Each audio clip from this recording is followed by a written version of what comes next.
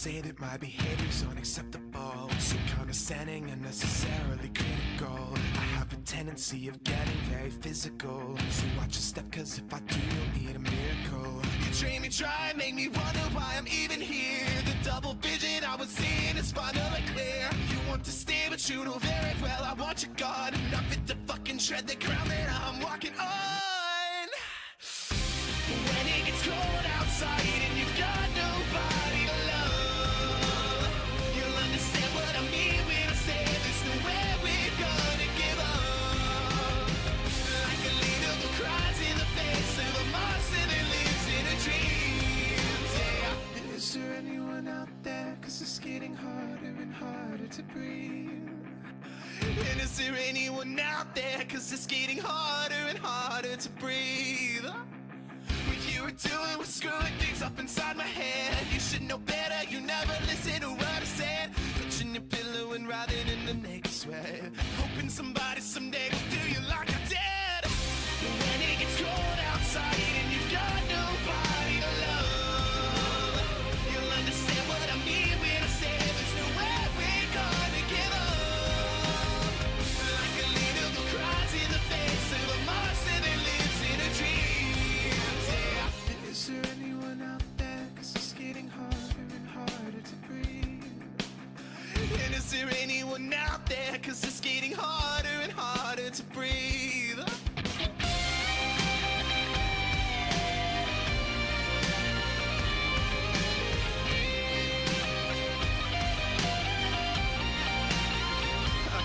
Does it kill? Does it burn? Is it painful to learn that it's me who has all the control? Does it thrill? Does it sting when you feel what I bring and you wish that you had me to hold? When it gets cold outside and you've got nobody to love, you'll understand what I mean when I say there's nowhere we're gonna give up. Like a leader who cries in the face of a monster that lives in her dreams, yeah. Is there anyone out there? Cause it's getting harder and harder to breathe. And is there anyone out there? Cause it's getting harder and harder to breathe. And is there anyone out there? Cause it's getting harder and harder to breathe. And is there anyone out there? Cause it's getting harder and harder to breathe.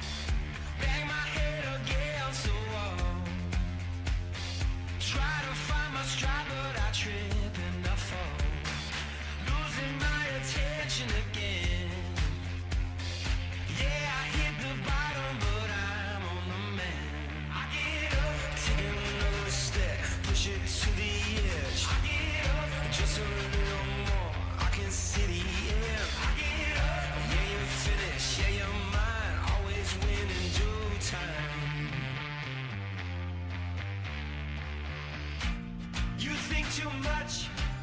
It's in my head, so I'm shaking off the rust. And you got no trust. It's in my head, so I'm shaking off the rust. I think I broke just a little bit. Walked through the fire, made it back again. Lord knows I tried everything I can. Now I'm shaking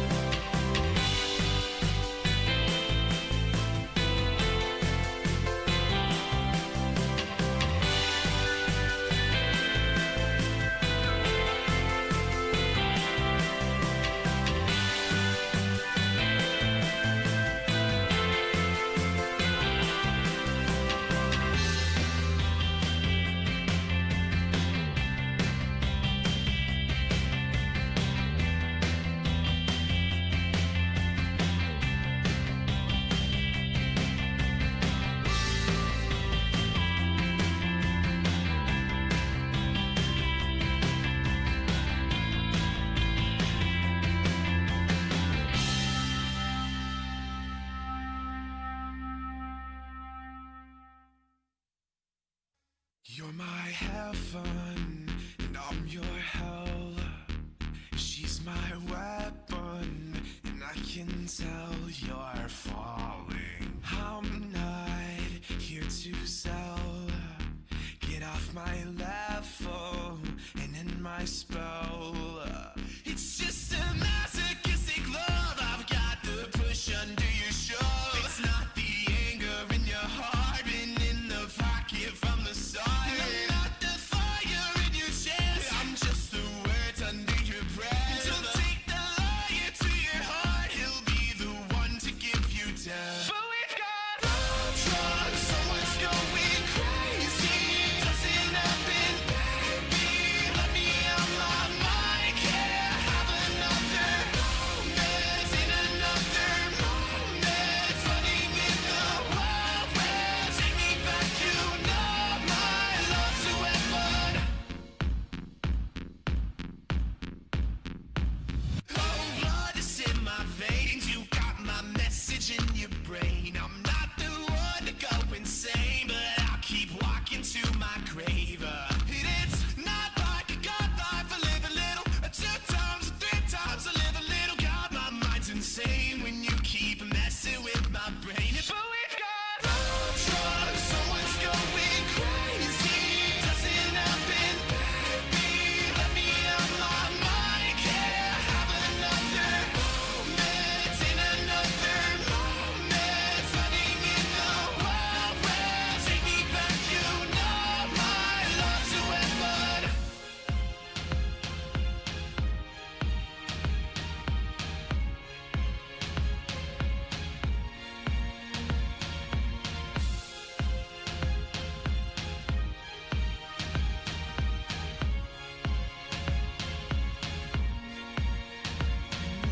Time. Don't get me wrong, I'm just a human in this life. I'm not the one to tell you live right, but the signs are gone and the eyes are closed. In the words we speak are the last we'll know. I'm just a human. Don't get me wrong, I'm just a human. But we've got love drugs, someone's going crazy. Doesn't happen, baby.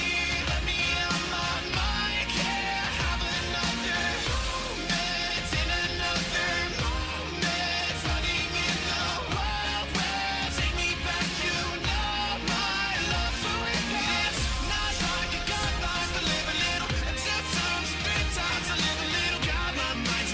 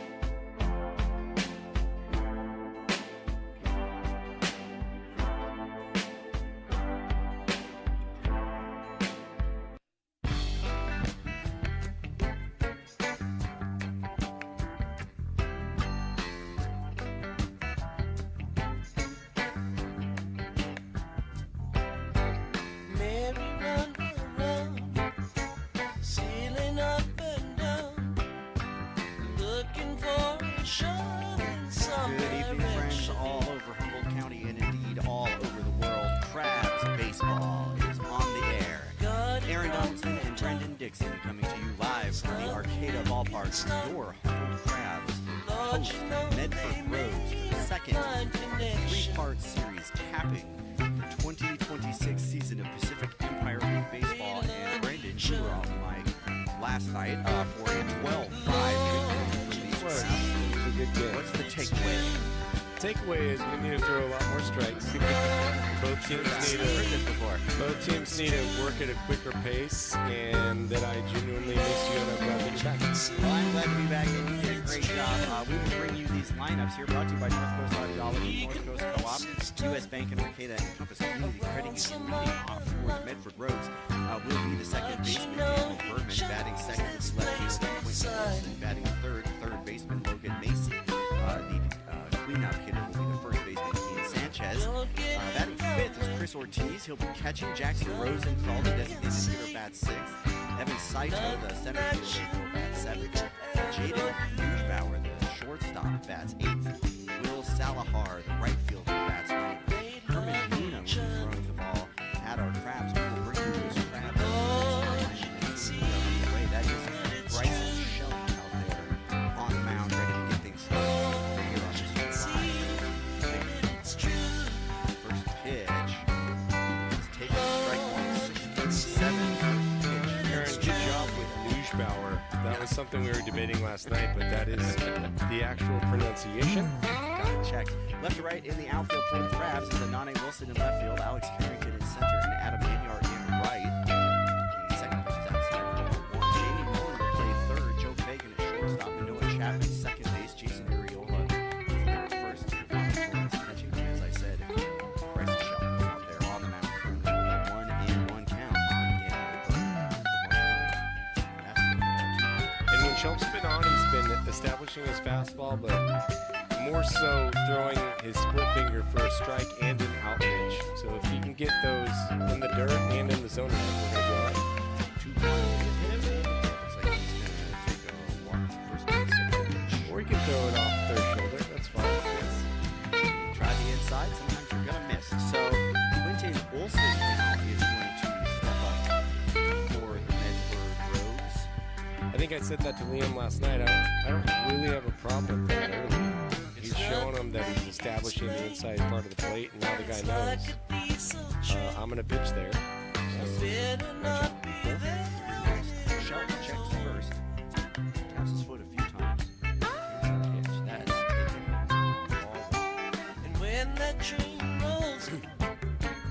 ball. I feel like you and I called Shelp like recently. I think that might have been Yeah, he's been pitching a lot. He's been pitching well. He's got himself in and out of jams.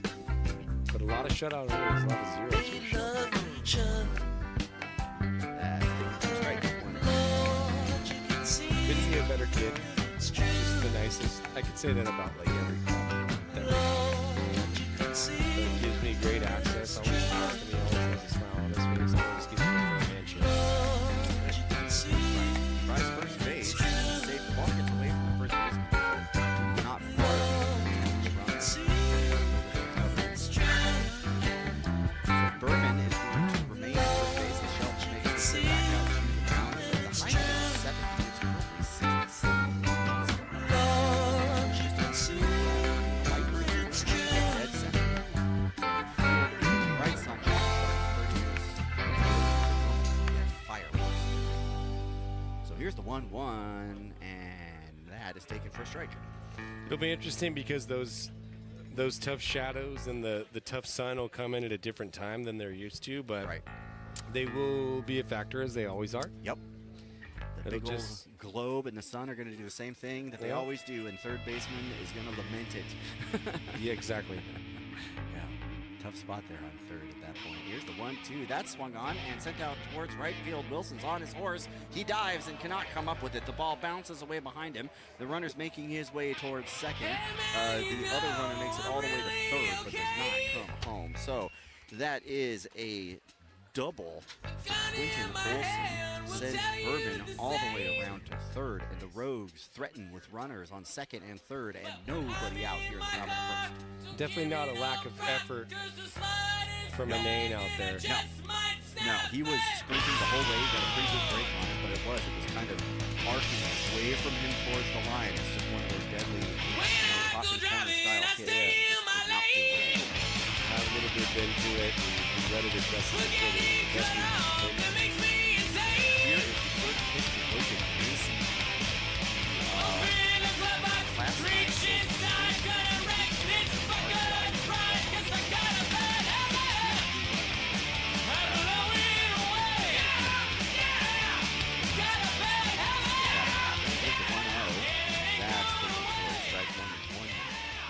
He also got drilled square in the backside last night. I don't think it was intentional, but if you're going to hit somebody, that's...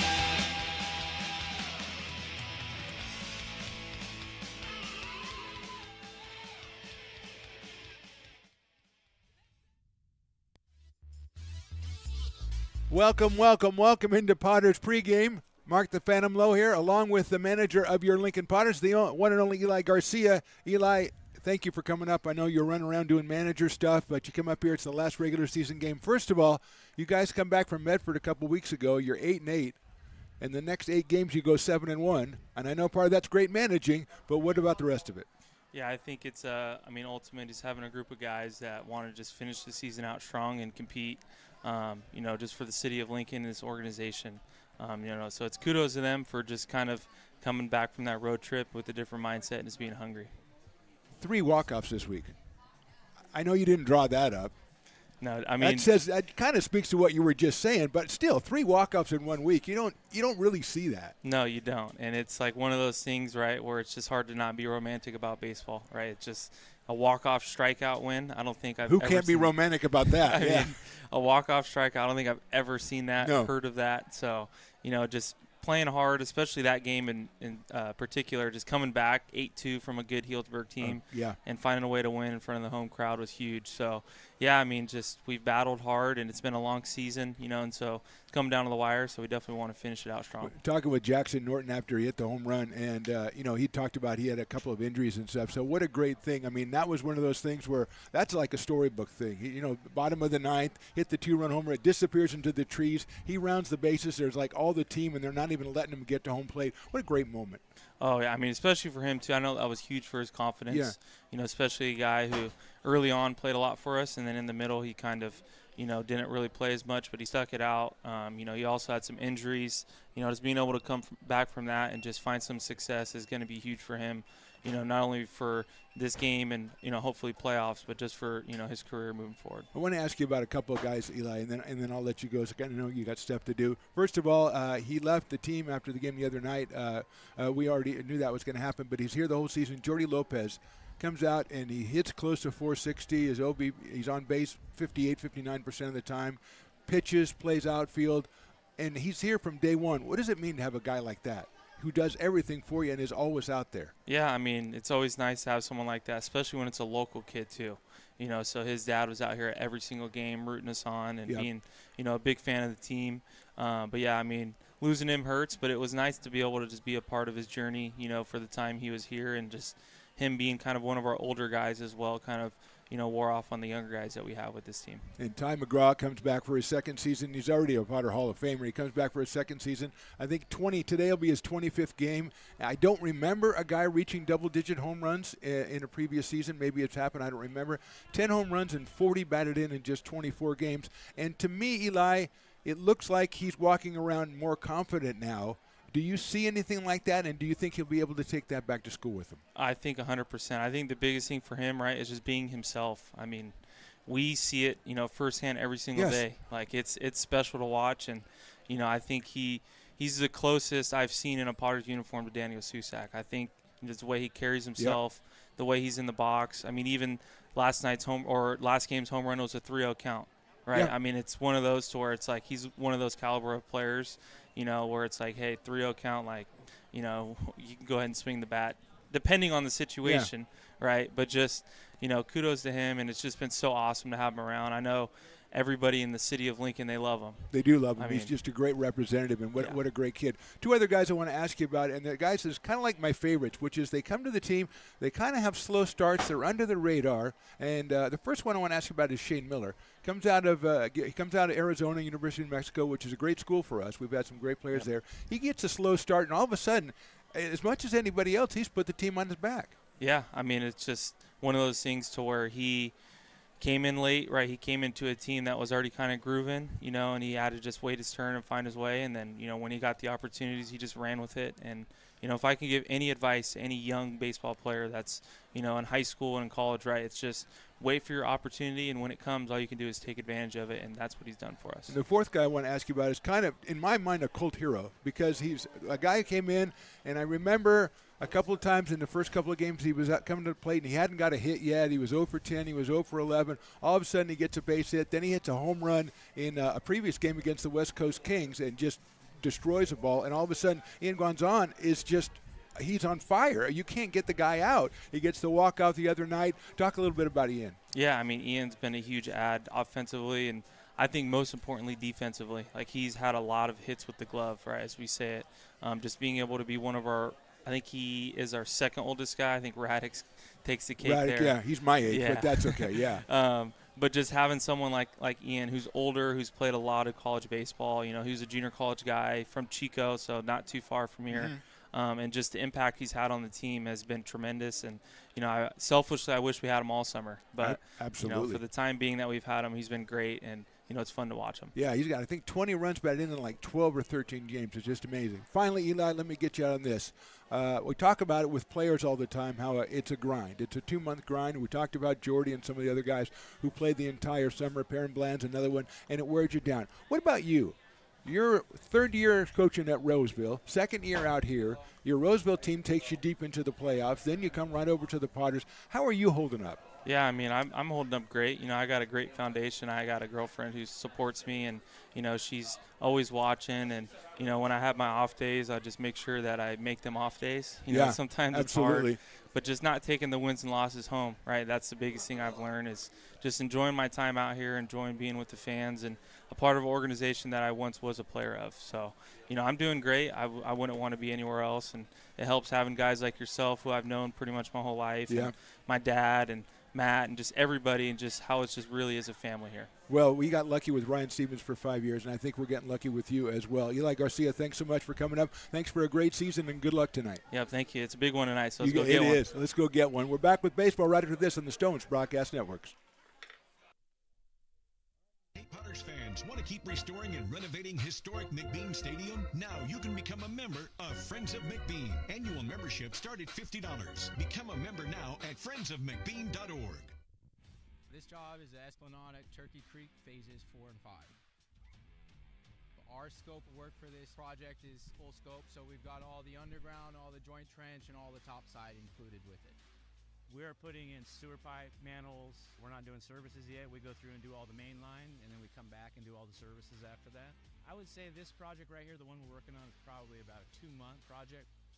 It's very costly to the developer, so beating the schedule is very important, more important than most projects. It's got a lot of groundwater, so we've got an extensive groundwater pump system in place. It's just cool to be a part of the built environment and know that for the next 100 years that people are going to use and enjoy what we've created here today.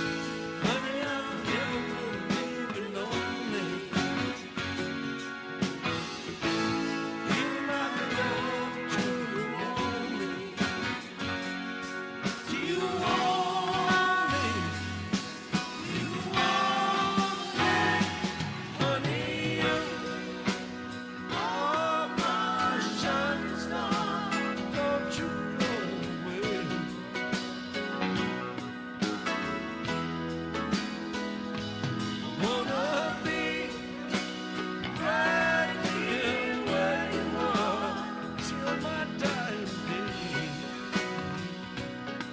Oh, baby, honey, you are my shining star. Don't you go away. Oh, baby,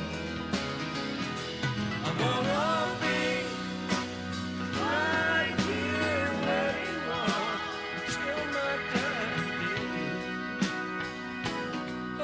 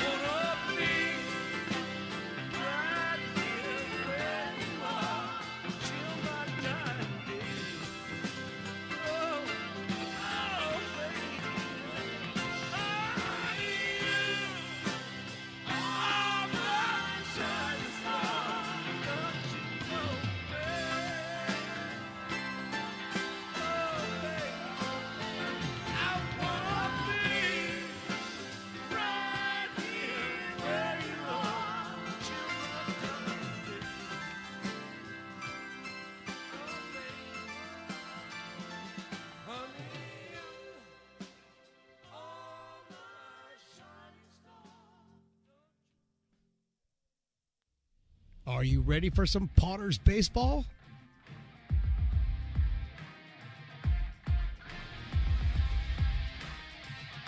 Potters Baseball, brought to you by Stones Broadcast Networks.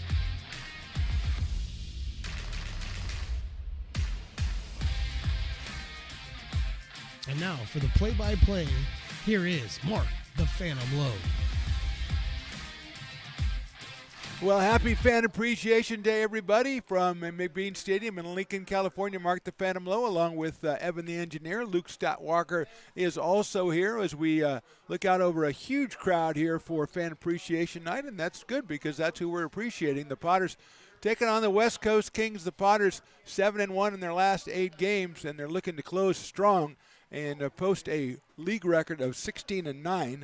Now, as far as the playoffs are concerned, good news from Humboldt last night. The Crabs beat Medford, I think it's 12-5. So Medford loses one of the 2 games either tonight or tomorrow up in Humboldt, and the Potters can win tonight. The Potters will be in the playoffs, which will start on Wednesday at 6:35 right here at McBean Stadium. But that's a lot of stuff that's got to happen. The first thing the Potters have to do is do what they've done, in the last 2 weeks very well, is that's take care of business. 3 walk-off wins at home this week. And they've got the West Coast Kings coming on, and they'll have a starting batting lineup. Will the Kings of Porter, Clayton, and Voigt. We're very familiar with all of these gentlemen. Played them, I think, 5 times this month. McNiven, Miyamoto, Hendricks, Altamora, Bullock, and Martinez, with Declan Casey on the mound for the West Coast Kings. Dylan Scott on the mound for the Potters, 1-1, 10 innings pitched. He has a 6.30 ERA. He has struck out 13. Dylan comes to us from Roseville, California. He is in the transfer portal as we speak. First pitch is outside to Blake Porter. We are underway at 7:06. Porter at 277, 5 home runs, and he's driven in 13. Blake out of USF. That is outside for a ball.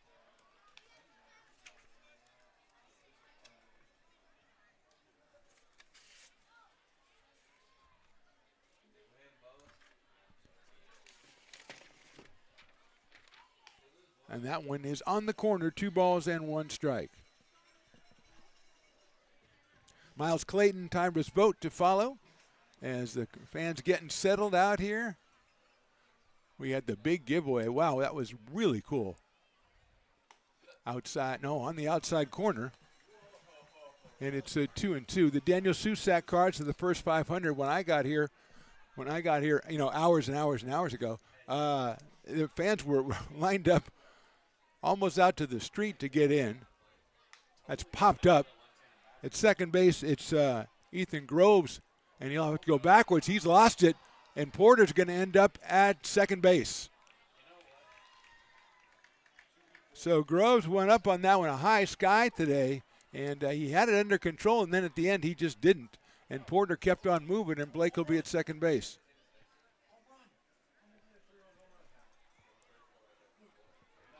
And here's Miles Clayton.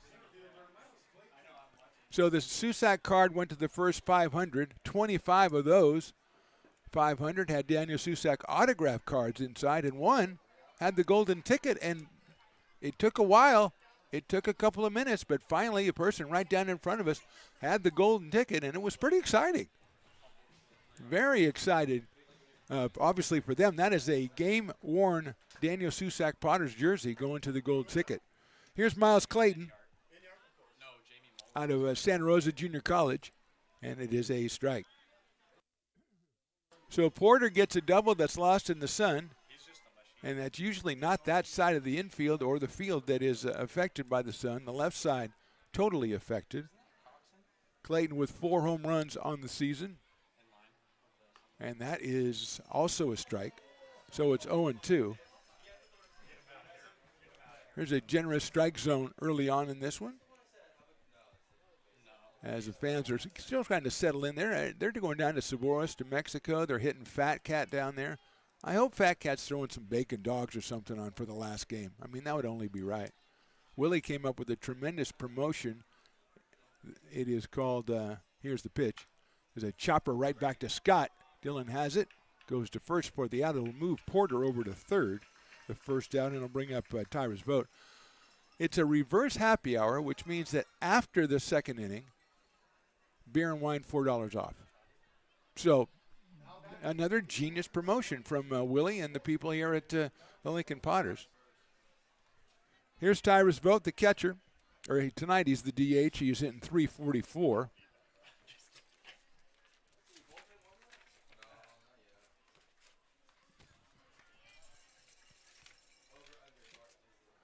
First one is a strike, so it's 0-1. Trying to find my paperwork that had all the colleges and stuff for the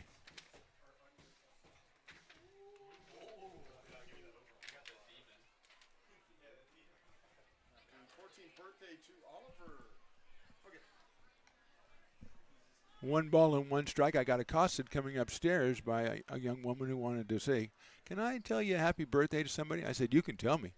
I don't think it'll go any further than me." Yeah, I said, "Happy birthday," but that's not what she wanted. Line drive foul. She wanted Oliver wished a happy birthday, his 14th, so I gave the requisite paperwork. You need paperwork and forms for all this stuff. Birthday requests, you got to fill out like 2 or 3 forms. So Willie's got them all now, and he'll take care of that, hopefully, within the next inning or so. So I don't look like a total klutz. 1-2 pitch in the dirt outside. Defensively, Evan, can we put up the defense for your Lincoln Potters? We got Norton, we got Madsen, we got Dobson. Wanzon, Miller, Groves, and McGraw. Behind the plate, Kyle Pedersen, which means more outfield, and Dylan Scott on the mound. 2 balls, 2 strikes. Porter at third, 1 out here in the first. The left-hander delivers, sails it outside, 3-2. Hitting 87 for Dylan Scott.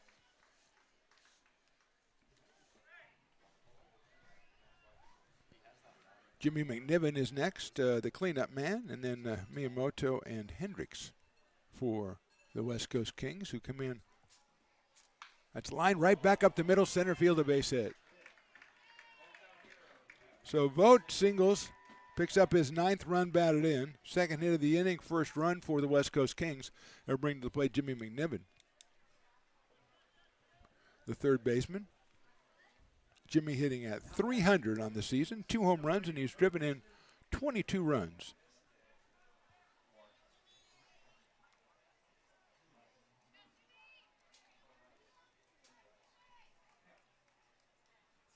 Vogt over at first base with the short lead. Here's Scott to the plate. McNiven hits it down the line to McGraw. McGraw will go to second for 1, then go back to first and turn to 3. 6-3 double play. So the Kings put 1 on the board, and the Potters play a little defense. We'll go to the bottom of the first. It's Kings 1, Potters coming to bat.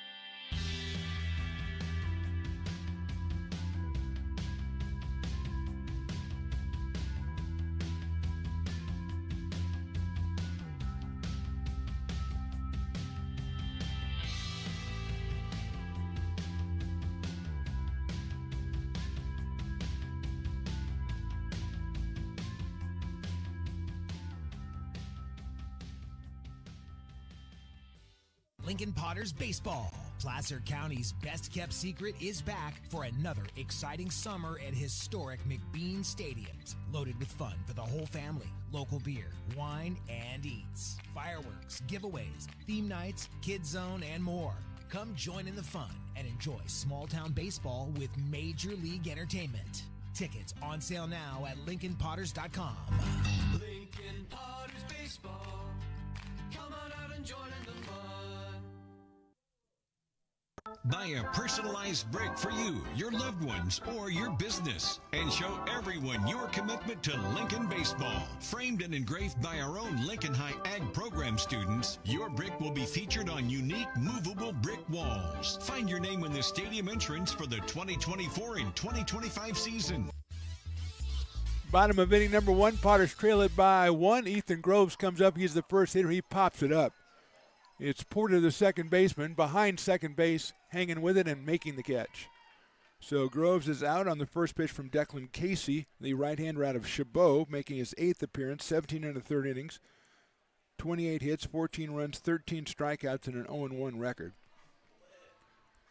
And if we can put the rest of the lineup up there, Evan, for the your Lincoln Potters, and we'll have Guanzon, McGraw, and Miller. Then Norton, the hero the other night, Dobson, Bland, Pedersen, and Mays Madsen with Dylan Scott on the mound. Here's Ian Guanzon, 373, 4 home runs, and 20 runs batted in just 13 games for the Potters. You heard, hopefully you watched the pregame. We threw out a little Eli Garcia interview for you. Said some great stuff, and really appreciative of everything that Ian has brought to the table. And not just with the bat, but also with the glove at third base. So Ian and then Ty McGraw. King scored once in their half of the first inning, a Sun-aided double and then a base hit by Vogt. Swing and a miss by Ian. Out of Chico, California, East Tennessee State University.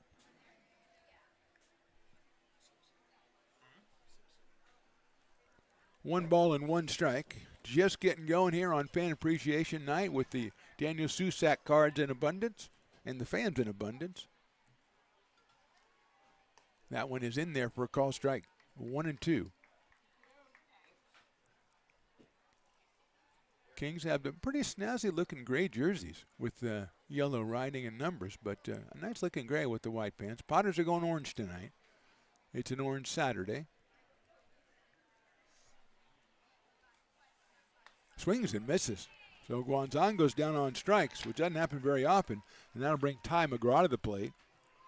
Ty has been just sensational, joining the team 24 games ago from Troy after they went to the College World Series, and he has 10 home runs and 40 runs batted in those 24 games. He's hitting .370 and has scored 27 runs, and Eli Garcia paying him a tremendous compliment, saying he's the closest thing we've had to Daniel Susac since Susac has been here.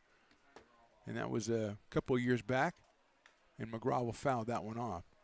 So it's 0-1 on Ty out of Gardendale, Alabama. And as we said, Troy University, Troy Trojans, I believe. See in the right corner of the bottom right corner of your screen, you can see what Evan is monitoring the game up in Humboldt between the Crabs and the Rogues.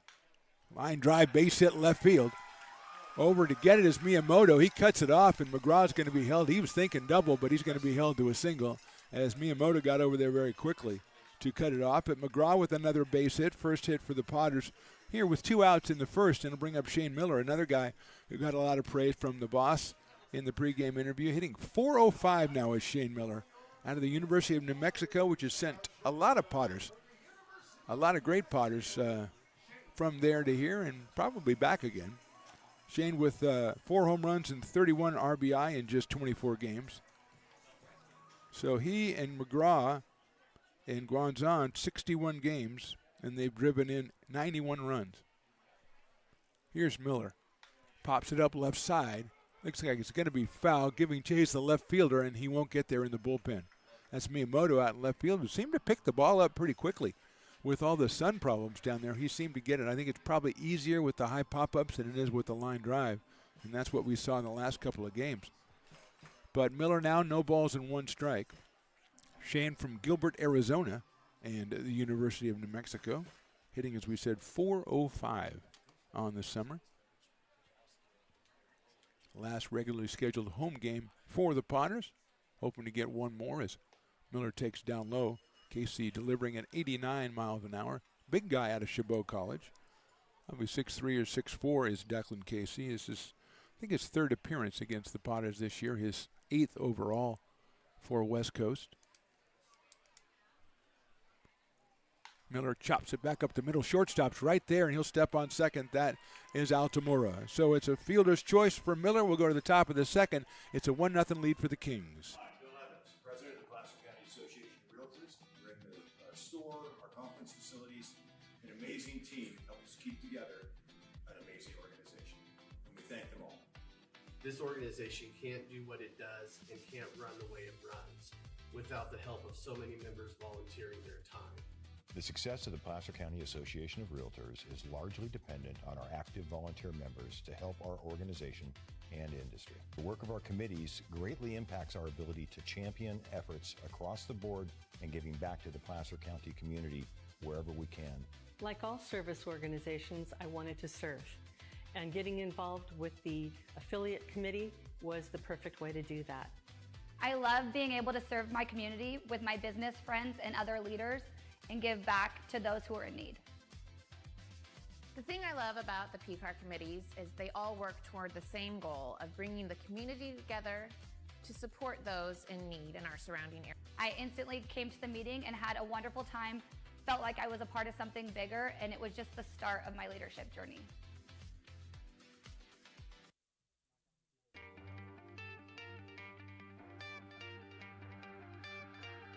Gooseport Public House. We have sports on 10 big screen TVs, 23 beer taps with classics and crafts, a full bar with creative craft mixed drinks, live music, and most importantly, great fresh food. In downtown Roseville off Vernon Street, only 15 minutes from the ballpark. See ya at Gooseport.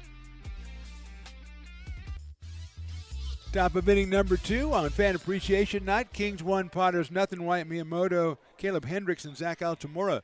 The first 3 West Coast Kings against Dylan Scott, the left-hander out of Roseville. Delivers a strike to Miyamoto, who's hitting .271. Wyatt is out of Whitman College. I believe we looked that up. It's the Whitman Blues, I think. I wanted it to be the Poets, but nobody listens to me anymore. 0-1 on the way.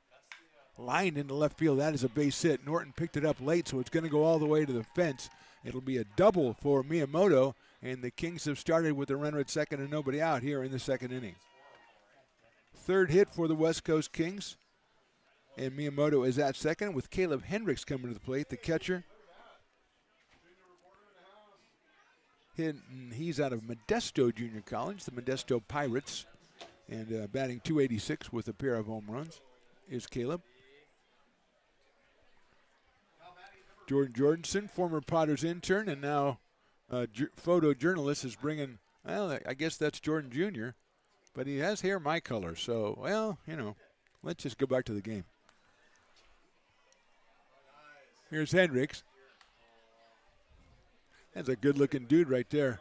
That is a good-looking dude. 0-1 on Caleb with Altamora to follow. Miyamoto with a ringing line drive there that got to the fence in left center field before anybody could react to it. Scott looks back at second.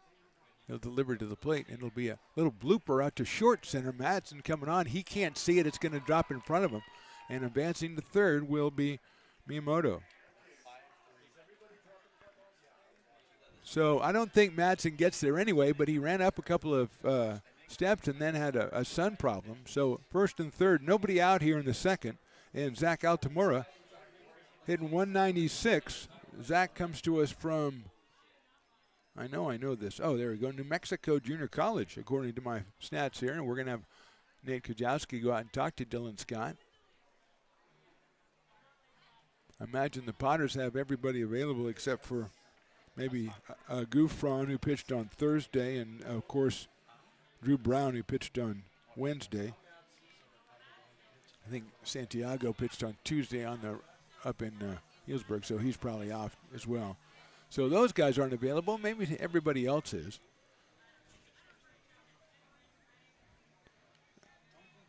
Tyler Valdez went a couple of innings on Thursday. Maybe he would be not available, but we'll see. It's hopefully down the road for the Potters.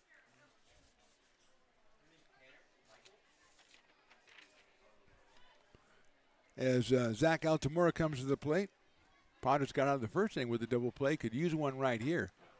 And Dillon's going to go over to first base. Ty McGraw at first for the Potters.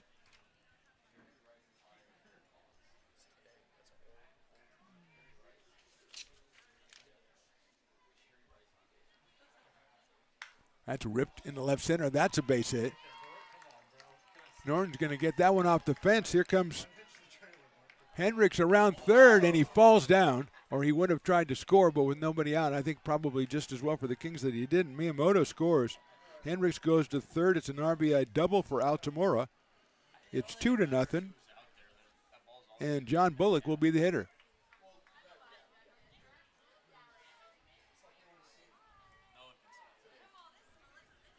Bullock hitting 165 with 3 runs batted in out of College of Marin, I believe. He is the dog batter today. So if he strikes out, it'll be half off Dueling Dogs. It'll be $4 off everything after the second inning because it's reverse happy hour day. But for the Potters, they just want to get some outs here. Bullock hits it sharply up the middle. Cut off at short by Miller. He'll go to first and get him by a step. But it's an RBI ground out for Bullock. And moving to third is Altamora, 2 runs in on the inning. It's a 3-0 score for the West Coast Kings. And the number 9 hitter is Bubba Martinez. He is the right fielder.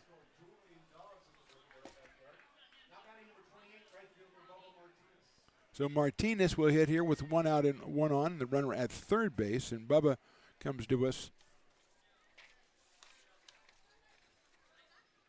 from Simpson College up in Redding, California. It's a little warm up there this time of year up in Redding, California. 1-0 on Bubba.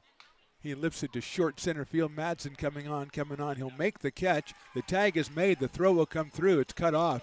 And holding at third is Zach Altamora. So a productive out right there for Dylan Scott. And now he's got to face the top of the order, Blake Porter, who hit a pop-up in the first inning that got lost in the sun, ended up with a double, and later scored. Blake at 277 with 5 homers and 13 RBI.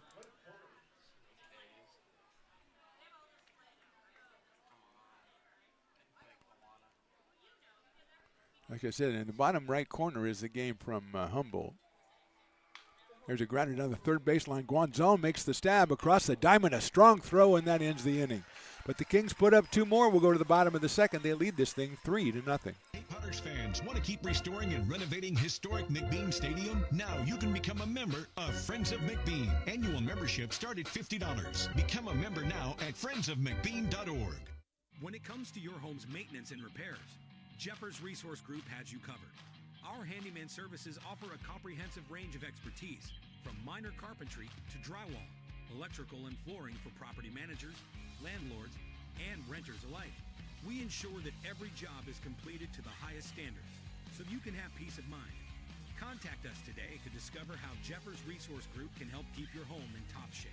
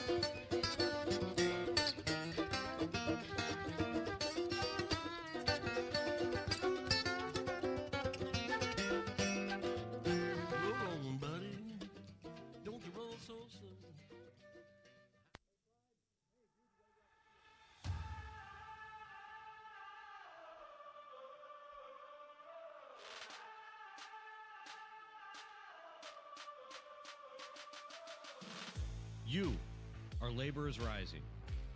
And now you understand where we came from, what solidarity means, and what we have ahead of us. No one's going to defend us but us. No one's going to help construction workers except us. And I can't wait to see you out there.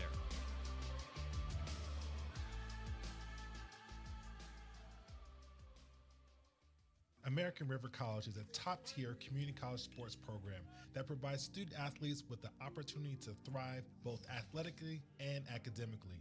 ARC Athletics is currently ranked 5th in the state and 2nd in Northern California. With over 19 sports programs, our athletes compete with the region's best athletes. Our diverse and dedicated coaching staff helps athletes. Bottom of inning number 2 from McBean Stadium. Hasn't started out well for Potters fans as the Kings lead this one 3-0. They pounded out 5 hits in 2 innings. And here's Jackson Norton. He will lead us off in the second inning against Declan Casey, who gave up 1 hit and struck out 1 in the first inning. Brady Dobson and Perrin Bland, the next 2 hitters after Jackson.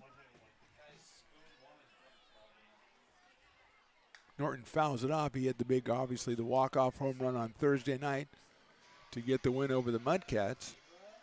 His 3rd home run. He has 20 runs batted in 28 games, hitting .276 out of Sacramento. Talked to him after the game. He's having, he's got a good start, and he's had some injuries, and he's trying to come back here at the end of the season when the Potters really need him. There's a strike in there, 1-2.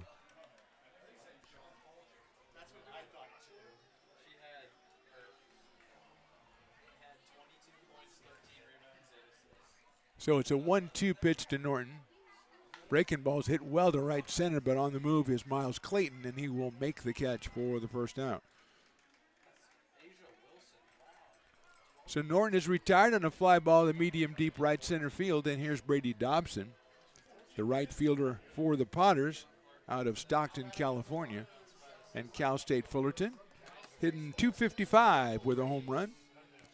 Looking to get something started off the right-hander Declan Casey here, as the Potters on Fan Appreciation Night handing out 500 Daniel Susac Rising Star baseball cards, 25 of those signed by the man himself, the Potter legend Daniel Susac, and one of those people had the golden ticket, and they got a Daniel Susac game-worn Lincoln Potters jersey.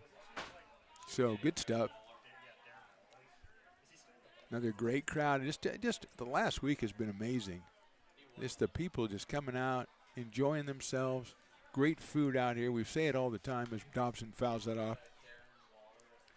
Sabores de Mexico and Fat Cat just doing an incredible job this year as our food vendors. Also, Hana Shaved Ice. We've got our Papa's Coffee Company. We got our crazy waffle on a stick people. They've all just been outstanding and great to work with. We've talked to most of them, or a representative of most of them.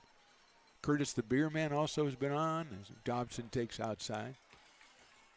So it's just been a great season from that standpoint. And the Potters, as we talked about with Coach Eli Garcia, 7-1, actually 8-1 in their last 9 games after being 8-8 in conference. And they've really put on a push here to try to make that playoff run. Dobson lifts it high in the air to left side, going out to the third baseman in foul territory. Here comes the left fielder, the shortstop, and nobody can get there. Shortstop, that's a dangerous area right there in that bullpen. And the shortstop is Altamura, and Zach could not make the play, and thankfully he's okay. Also, Jimmy McNiven was out there. Miyamoto came in from left field, but not able to make the play, and Dobson will have another chance with a count of 1 ball and 2 strikes on Brady. Potter's wearing the orange, and there's a huge cotton candy right there. What are bigger, the cotton candies or the top of those shaved ices? Those things are both huge. That thing is huge right there. I don't see how you get through that, to be honest with you.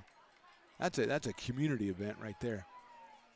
1-2 pitch to Dobson, takes inside and low. It's 2-2. Piper's out super soaking people. Now we're giving cotton candy to a whole row of people, and just everybody's grabbing a chunk off it. I don't know if that's hygienic, but I like it. I like it in America. Piper's got 900 kids following him, which is as it should be.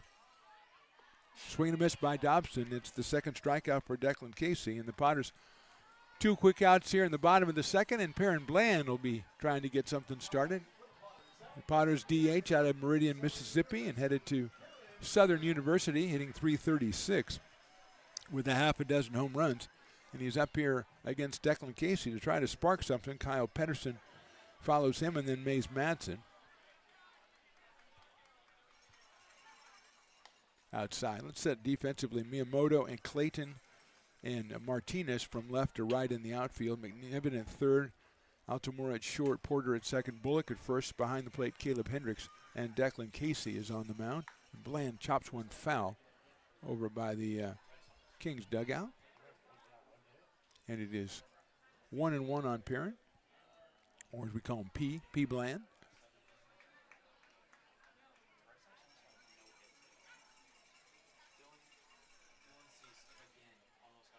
Chops that one foul, almost the same spot, so it'll be 1-2 now on Bland.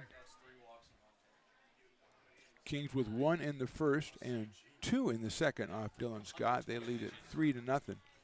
And the Potters trying to get something started. They've got 1 hit through an inning and 2/3. Bland hits a line drive over the shortstop's head into left center field, the base hit. Cut off by Miyamoto. Perrin is going to hold at first base with the second Potters hit. Kind of like he hit it and didn't really know where it went. He was kind of stunned for a minute and then took off from home plate. And here's Kyle Pedersen. Oh, there's the strain to the outfield with Your Love. A song I will now forever associate with Kyle Pedersen. A fine young man out of Roseville, and it's not his fault. So Bland's at first with the second Potters hit. Pedersen at the plate and then throw over to first base. And P. Bland gets back in there on his stomach. And we'll go back again. He doesn't have that big of a lead over there. Pedersen takes a strike. Kyle at 213 with a home run. He's driven in 7. He's followed by Mays Madsen.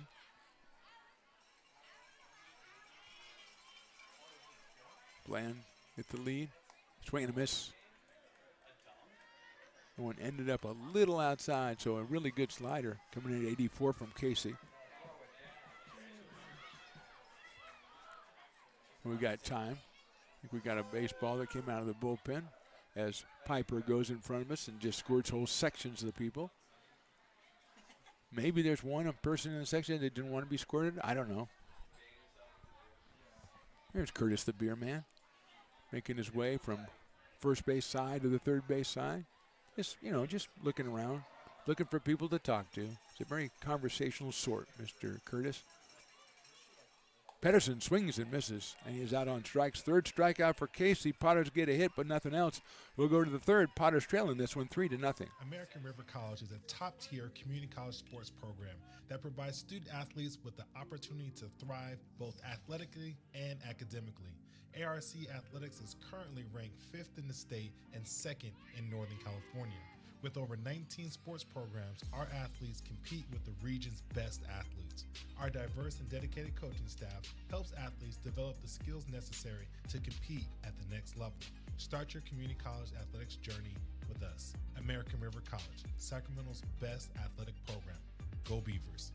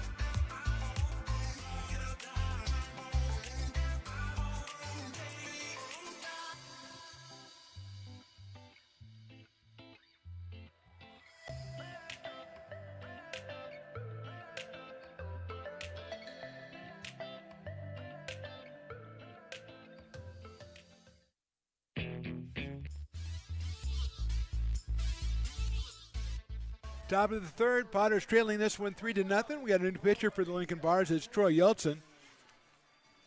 Coming to us out of Rockland, California, and Sierra College, making his 10th appearance, 10 innings pitched so far. No wins or losses, a 2.70 ERA with 6 strikeouts for Troy. He has walked 5. And he will face Miles Clayton and Tyrus Vogt and Jimmy McNiven, 2, 3, and 4 in the lineup for the West Coast Kings, who have peppered 5 hits through the first 2 innings and scored 3 times. Clayton grounded back to the pitcher his first time up, so he is 0 for 1. The center fielder out of Santa Rosa Junior College. He'll hit that one out to shortstop. Miller's going to have to come in on it. Shane on the run, throws to first and gets him. So 1 out here in the third, and yes, the reversed happy hour is in effect for our $4 off beer and wine. Just blanket stuff, $4 off. So that's good stuff. Another great Willie Preston promotion. Here is Tyrus Vogt doing an RBI single his first time up, his 9th run batted in of the summer. He's a .344 hitter coming in. And he comes to us out of Sierra College. Facing fellow Sierra Collegian Troy Yeltsin, who gets him to chase that one. 0-1 on the hitter. Jimmy McNiven to follow. Vogt now 1 home run and 9 runs batted in. Hits it sharply down the third base line, and it's a foul ball.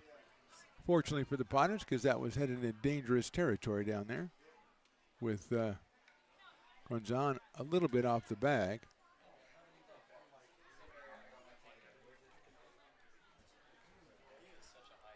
Oh, and 2. Got some kids coming in, toweling off. I forgot about the water slides and the kids zone and all that stuff down the left field line, way down the left field line. 0-2 coming up. It's hit down the right field line. It's slicing. Bobson on the run, and it's a foul ball. Again, that would have been trouble, but that went down the other side and was a foul ball. So 0-2, as you see down on the bottom right, bottom of the third inning up in Humboldt, the Crabs are threatening to catch the Rogues, who were up 4-0. Now it's 5-4 Medford, and the Crabs with a guy on second base and 2 outs. So keeping an eye on that one, but Potter's got to take care of business in this one. As it is 0-2, and that's the line. That is a fair ball down the left field line, and that'll go all the way to the fence. Vogt will round first. He'll head to second. Norton picks the ball up in the corner, and Vogt has the 6th hit for the West Coast Kings. It's a ringing double. His 2nd hit. He is on second base with 1 out, and Jimmy McNiven, the hitter. Jimmy hit into a 3-6-3 double play back in the first inning. Comes in at 300 with a pair of home runs and 22 RBI. Jimmy coming to us from, well, he just graduated, so we don't know where he's going yet. We'll figure it out. We'll ask him after the game.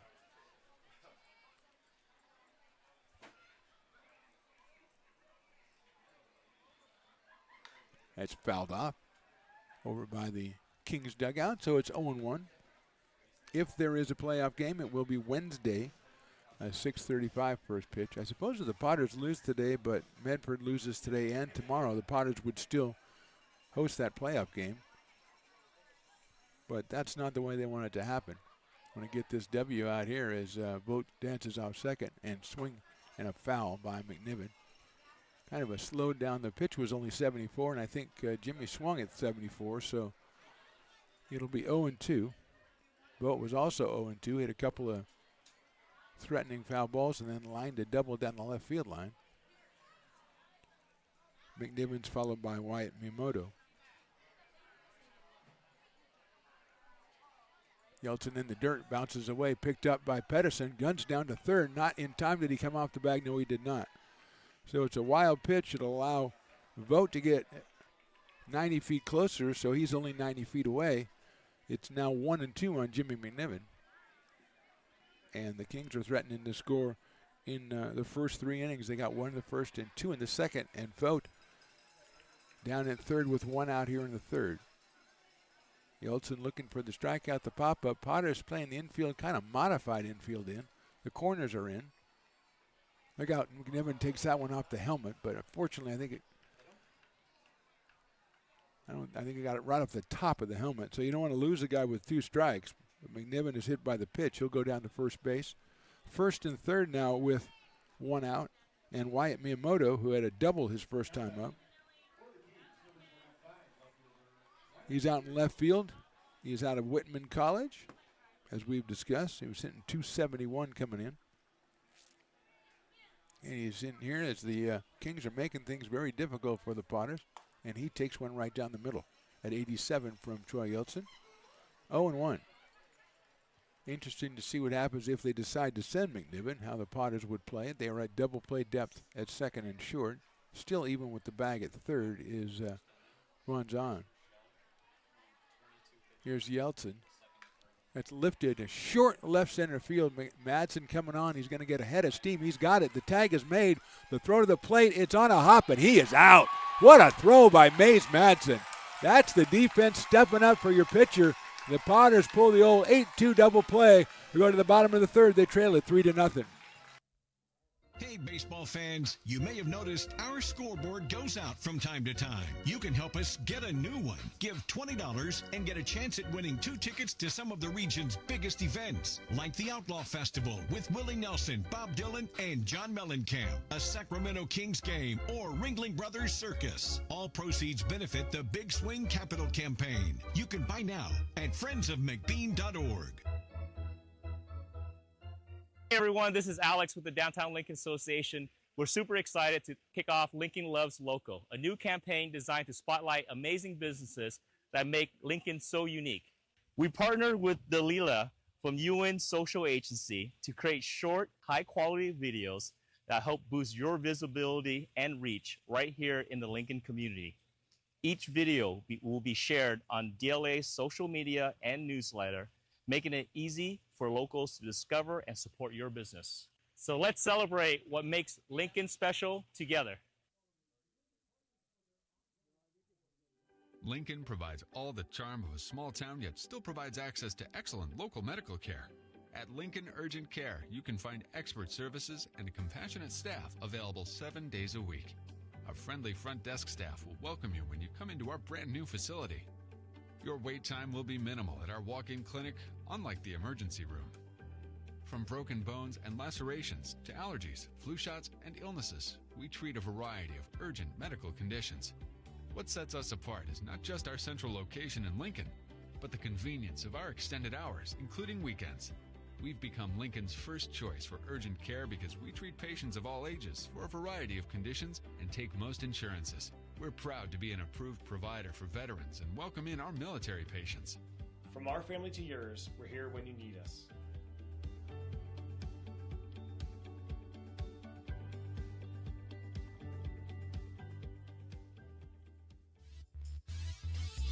Welcome back to McBean Stadium. Mays Madsen will be the first hitter on Mark the Phantom Low. That is Evan the Engineer.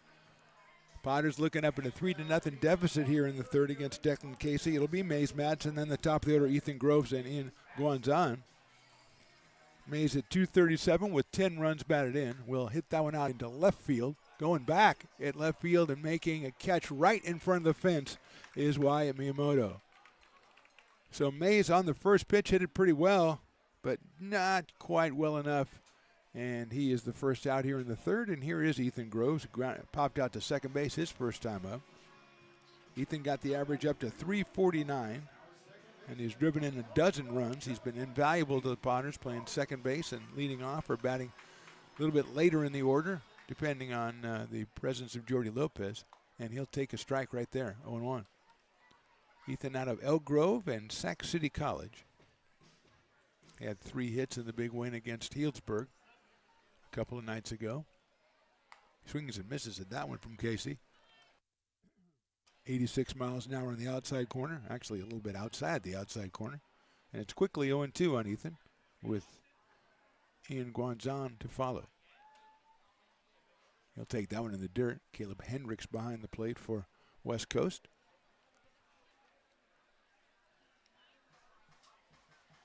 Madsen got out before we could give him more compliments on his throw to the plate to double off the runner in the top of the third. Groves fouls it off. Bounces back onto the field of play, but we'll get that out of there. Just get that out of there. We got snow cones, we got cotton candy, we got dogs. Sabores to Mexico just dealing the quesadillas and the tacos. And the nachos, holds off on that one, does Ethan. It's 2-2. The grande plate of nachos is something we just noticed a couple of games ago. I don't know how you order that. I don't know how you get that, but that's what I'm going to. It must be a secret menu down there. 2-2. It's chopped over the mound up the middle. Second baseman will cut it off. The throw to first will not be in time, and Ethan has himself an infield single.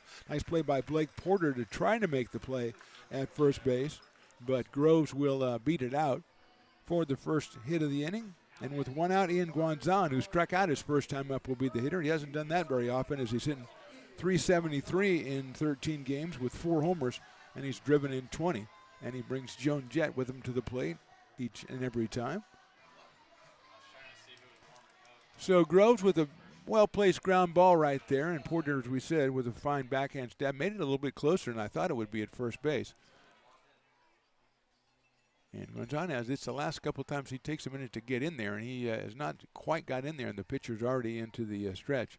Umpire will straighten that out, and he'll come back at the throw back to first base, and Groves almost got caught. Looking the other way, but he got back. So now we're ready to come to Ian.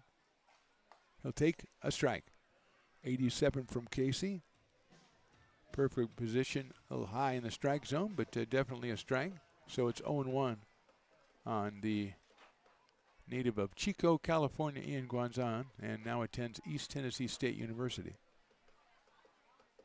Throw over to first again, and Groves is back. John Bullock, the first baseman for the West Coast Kings, who come in here at, I believe, 20-22 on the season overall, 7-17 in conference. And Guanzon now 0-2. Ty McGraw on deck.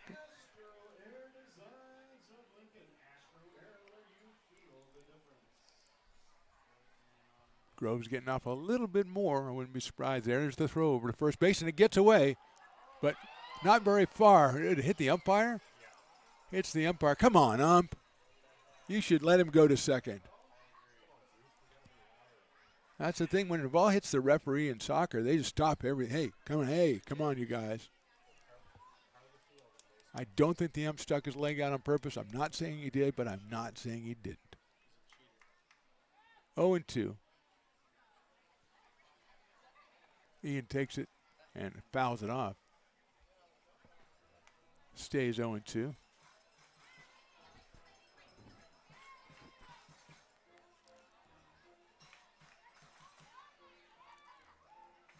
There's the great Ray Garcia. I hadn't seen Ray out here, and I knew he had to be here for the final game of the regular season. Guanzon saves himself with a last-minute stab at a breaking pitch.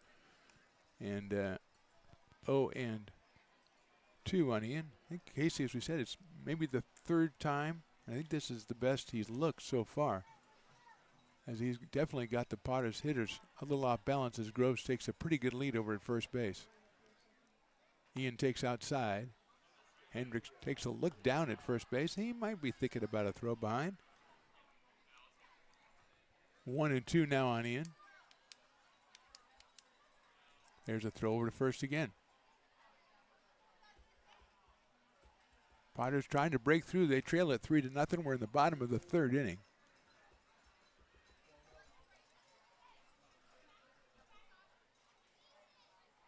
Ian rips it right back up the middle into center field for a base hit.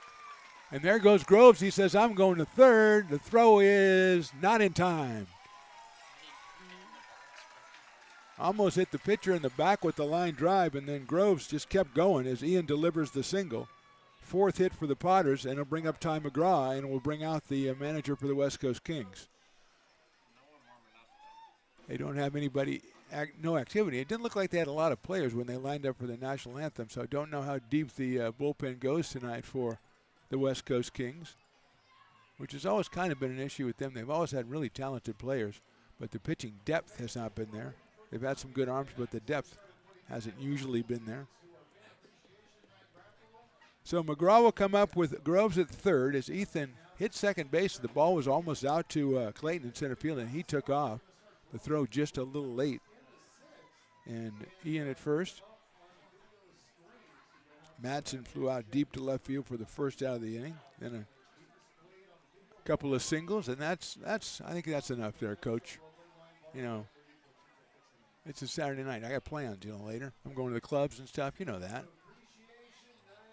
Of course, my clubs don't start till like 4 a.m. and stuff, as you know, Luke.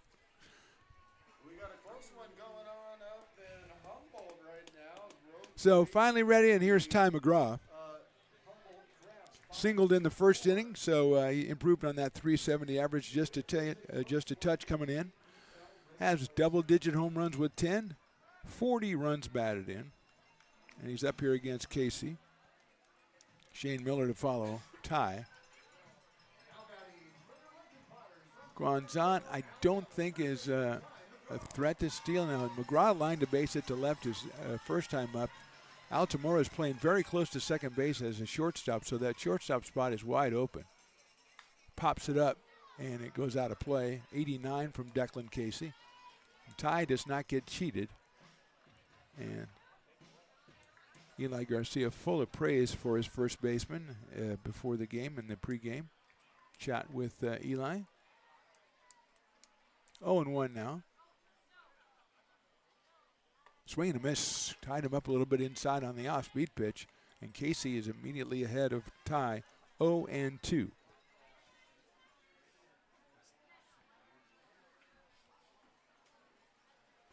Troy University out of Gardendale, Alabama, Ty McGraw. Chopper. One will score. It's going to be tough at first base. It bounces off the glove of the second baseman. There goes Guanzoni. He's going to go all the way to third. It's an infield single. The Potters are on the board. It's a 3-1 score, and it's still first and third with just one out here in the third. McGraw picks up a strange RBI. Guanzon will go down to third. Ty's 41st RBI of the season. Potters have broke through in the run column. They're now with 5 hits, and here's Shane Miller. Shane grounded into a fielder's choice right up the middle to right where Altamora is playing him right now. So I can see the wisdom there. As one of the guys from the Papa's Coffee comes back with one of those double secret nacho plates for Papa Jack. Here's Shane. Fouls it off. 405 for Mr. Miller. He's driven in 31 in 24 games. He has Ian Guanzon down at third base. The Potters still with just one out in the inning. They trail it 3-1 up in Humboldt. It's the Rogues 5 and the Crabs 4 in the bottom of the fourth as we monitor that one for you. Shane takes a strike. Good pitch by Casey on the outside corner. Gets ahead of Shane Miller 0-2 with Jackson Norton to follow.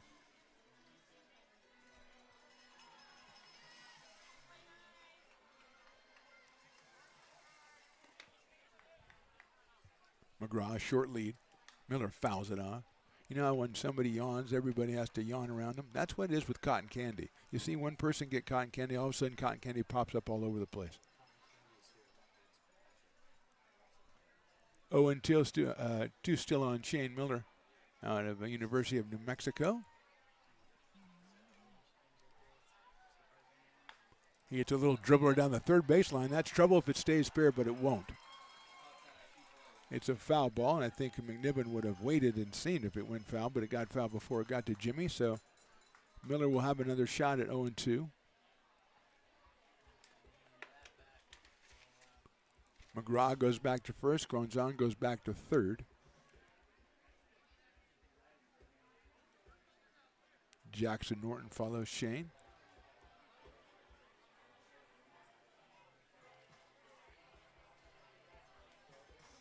Outfield straight away and deep, especially in center for Shane Miller. He has 4 home runs.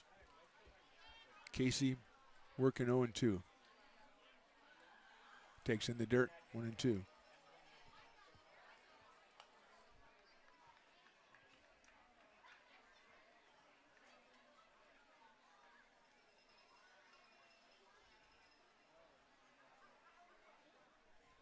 One ball, 2 strikes. outside, 2-2.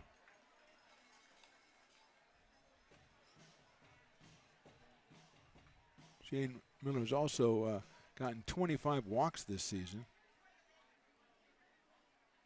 So his on-base percentage, .563. That's in the dirt again, 3-2. Nice job by Hendricks behind the plate. And of that .563, .544 in league play, which is even more impressive. As the quality of pitchers a little bit higher in the PEL than in the preseason. So it's now 3-2, and we'll see if McGraw's going. On the 3-2, he is not. It's fouled off by Miller.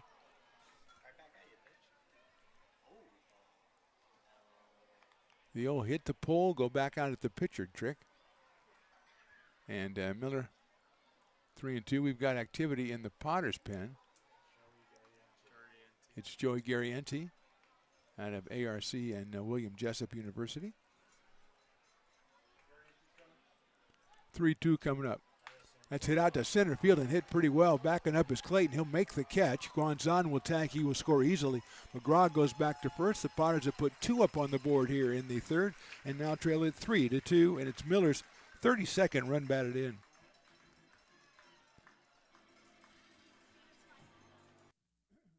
So with 2 outs, Jackson Norton will be the hitter. Norton hit the ball hard his first time up, lined out to right center field to Miles Clayton. Coming off the game-winning home run on Thursday night against the Solano Mudcats. A very scrappy bunch of Mudcats the other night. That's kind of their history, though. We talked about that with Mudcat Man. They come out and they compete. So Norton hitting .276, 20 RBIs in 28 games. Takes that one inside, so he's ahead in the count 2-0. He's followed by Brady Dobson.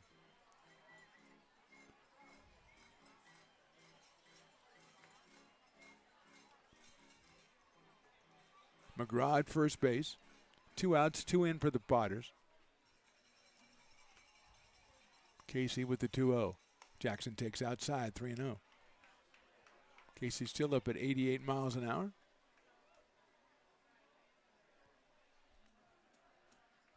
Good at bat by Miller. Went down 0-2, worked it to 3-2, and pulled out the sacrifice fly. Norton takes ball 4 and gets away, but it doesn't matter as McGraw will be going to second anyway. So Norton takes the base on balls. Here's Brady Dobson, who struck out his first time up.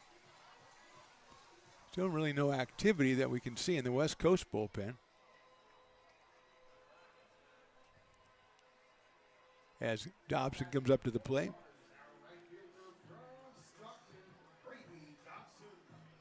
Brady at .255 out of Lincoln High in Stockton and Cal State Fullerton. 2 on and 2 out. We're in the third. Shadows have taken pretty much all the field, except for a little swatch down in center field now. McGraw getting the stare from Casey, and he'll step off. McGraw, I don't think really that much of a threat to steal third in this situation. Tough with the left-handed hitter because the catcher has unobstructed view and you can just get the ball and throw it without having to worry about avoiding a hitter. So we'll do it. Dobson hits a ground ball down to first base. Made the play is Bullock, and he'll go to the bag and tag it. So the Potters scored twice, but we go to the fourth. They still trail it 3-2. Hey, Potters fans, want to keep restoring and renovating historic McBean Stadium? Now you can become a member of Friends of McBean. Annual membership start at $50. Become a member now at friendsofmcbean.org. This job is the Esplanade at Turkey Creek phases 4 and 5. Our scope of work for this project is full scope, so we've got all the underground, all the joint trench, and all the top side included with it. We're putting in sewer pipe, manholes. We're not doing services yet. We go through and do all the main line, and then we come back and do all the services after that. I would say this project right here, the one we're working on, is probably about a 2-month project. It's very costly to the developer, so beating the schedule is very important, more important than most projects. It's got a lot of groundwater, so we've got an extensive groundwater pump system in place. It's just cool to be a part of the built environment and know that for the next 100 years that people are going to use and enjoy what we've created here today.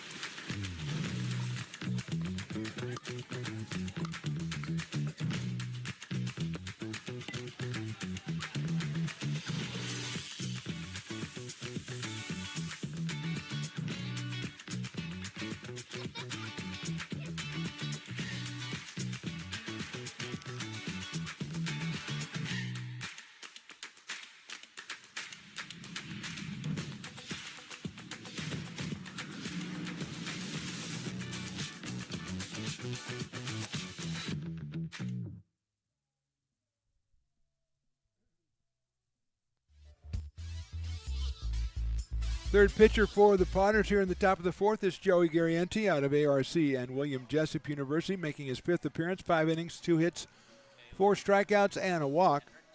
Caleb Hendricks will be our first hitter, the catcher for the West Coast Kings. He singled and scored back in the 2nd inning.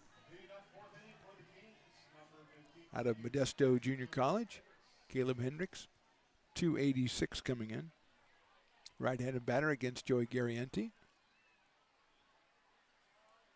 Breaking ball is in there for a strike. Yeltsin an inning, a hit, and nothing else. He hit a batter, but Mays Matson with the great throw to the plate to cut down Tyrus Vogt and end the inning. Second double play for the Potters in the first 3 innings. Followed that one all the way to the catcher's glove. Did not go. It's 1 ball and 1 strike on Hendricks.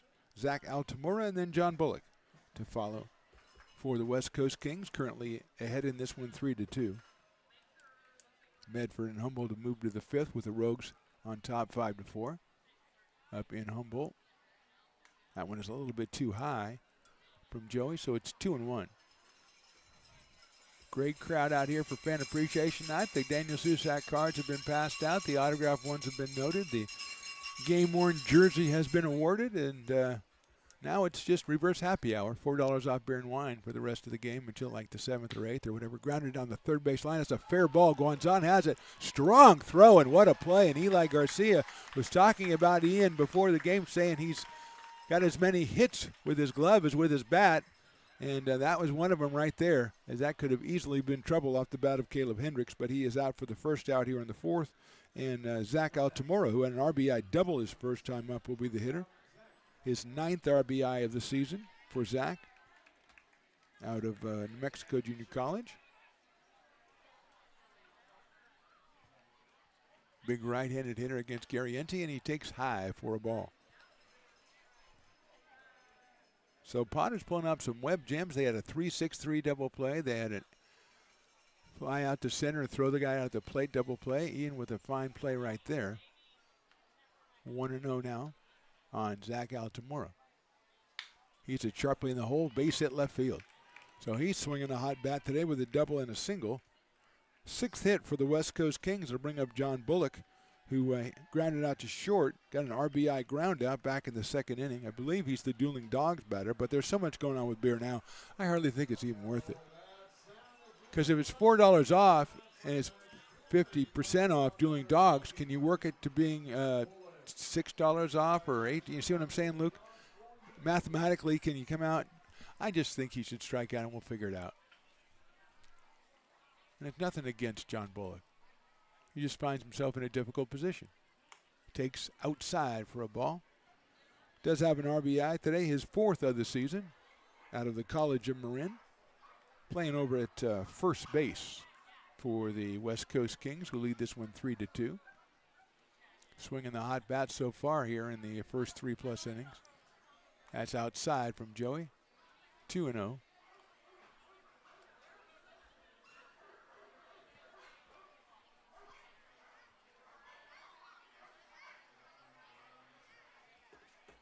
Decent lead for Altamura at first base. They're going to go over there, and McGraw saves it from going down the first base line or hitting the umpire, which is even worse. I think we had Dylan Schmidt already loosening up for the Potters, perhaps to come in the next inning.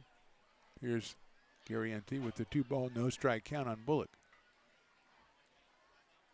Swing and a miss at 85 right there, 2-1. Just at the top of the strike zone from Joey, and John Bullock was a little bit behind it, so he'll step out, come back in, 2 balls and 1 strike.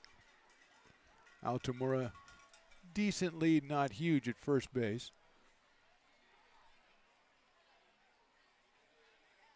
Fastball misses outside, so it's 3-1.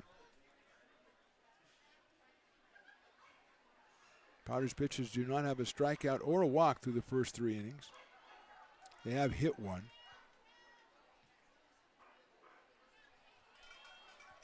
So it's a 3-1 on Bullock. There goes the runner. It's a strike. The throw to second on a hop and won't get him. So Altamura takes that lead and turns it into a stolen base. He was at second base with one out, and now a 3-2 count on John Bullock. Pedersen's going to go out and talk to Joey Garrienti. Bubba Martinez, the number 9 hitter, is on deck for the West Coast Kings. He was a late substitution in the starting lineup, playing right field. So 3-2 on John Bullock, with the Yappin' Dogs going after him because he's the Dueling Dogs batter.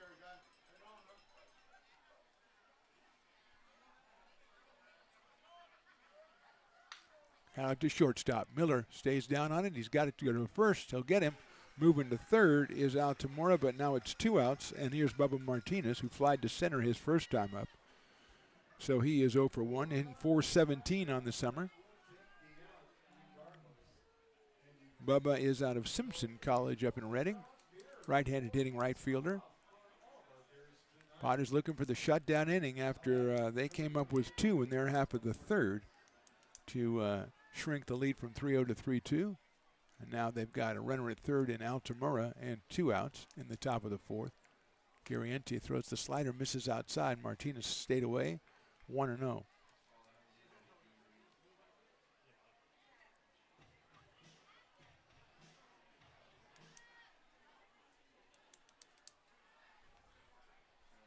Pitch. Same pitch fouled off. It's a little bit closer to the strike zone, and so Bubba had a whack at it and fouled it off down the first base line. Evens the count up at 1-1. Good to see the parking lot Potters out in force here on the final game of the regular season. Taffy in her assigned seat down there in the front row, along with Double D and T-Mac and TJ. I didn't see TJ. 2-1 now.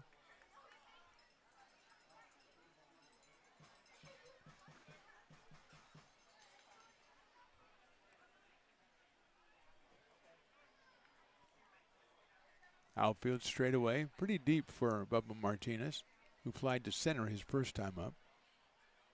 He swings at makes a very late decision to swing and hits it into a group of Potters in front of the first base dugout to bring the count to 2 balls and 2 strikes.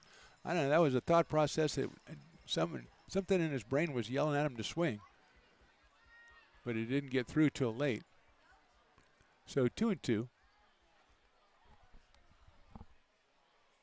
That's fouled off down the right field line. I'm sure the Potters outfielders, especially Jackson Norton, is happy that the shadows have overtaken everything, so no more sun problems out in left field.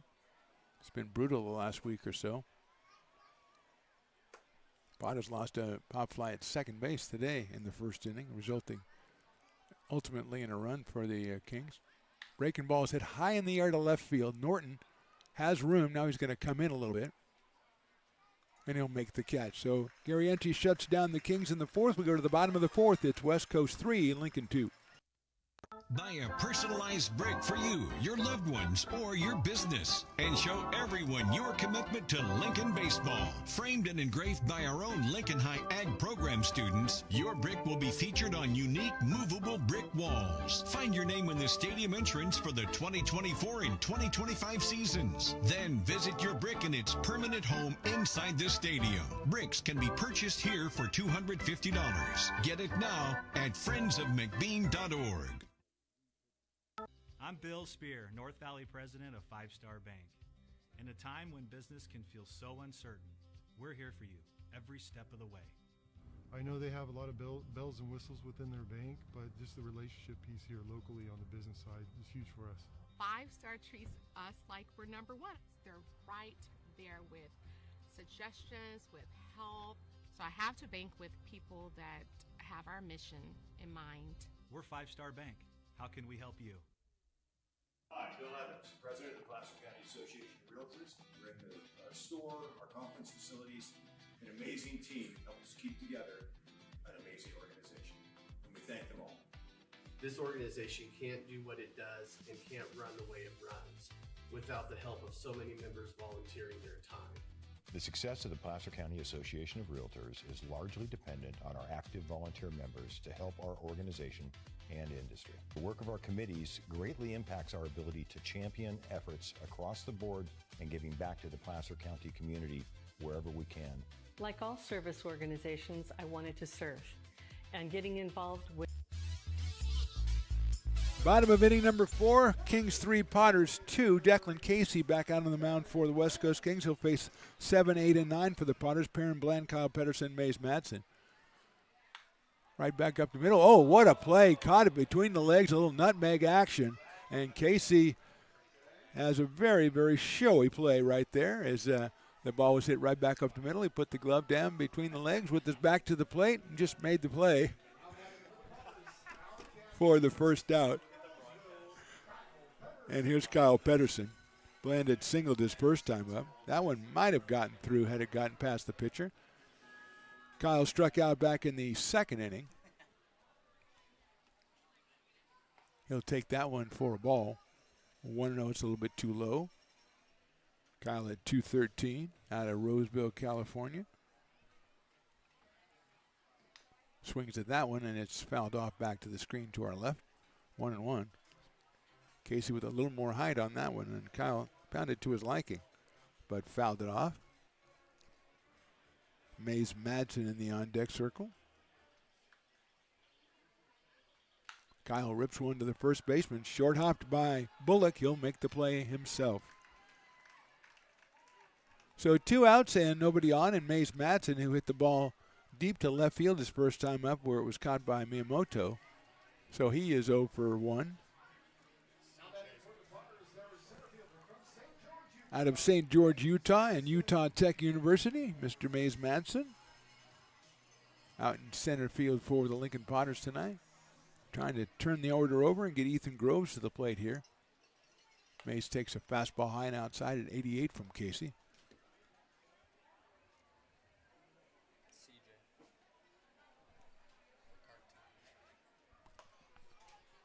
That is ball 2, so C.J. Riccardi loosening up for the Lincoln Potters. We had Dylan Schmidt a little bit earlier as well. 2-0 pitch. That is inside. No, it's called a very late strike, I think. As it didn't have a lot of gumption in that one. Just kind of went, I guess it's a strike. Personally, maybe he just thought it was so obvious that he didn't need to make a big deal about it. Just, obviously, that was a strike. So, yeah, that one was a ball. So 3-1.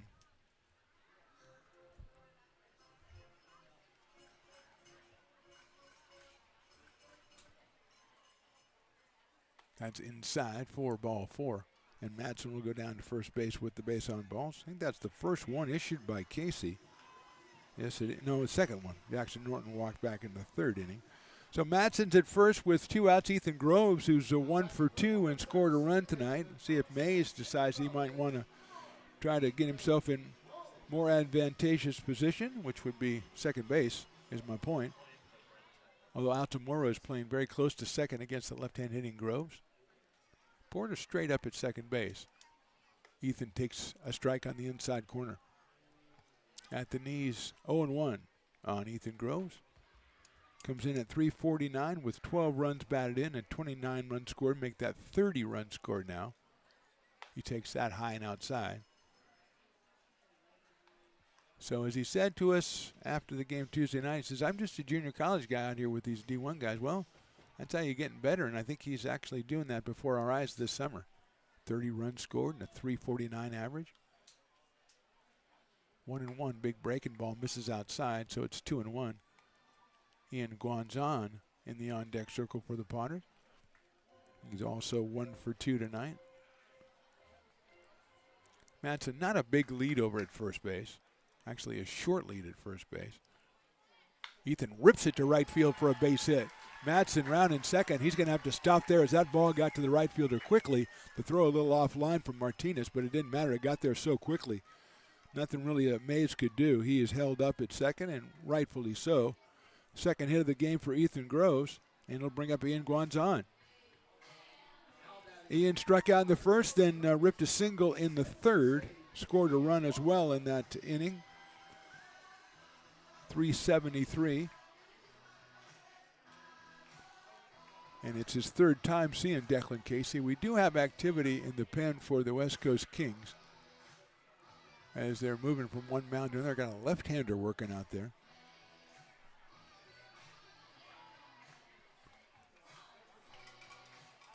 So Casey with runners at first and second, 2 outs here in the fourth. He has the 3-2 lead, but he has Ian Guanzon, who has 4 home runs in 13 games. Grounded foul down the left field line, third base line over by the dugout, and I commend the coach for just getting out of the way. Don't try to make a stab, just get out of the way.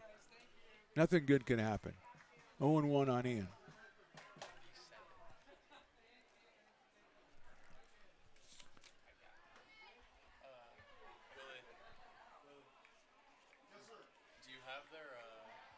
Now we've got a balk. That'll move the runners to second and third.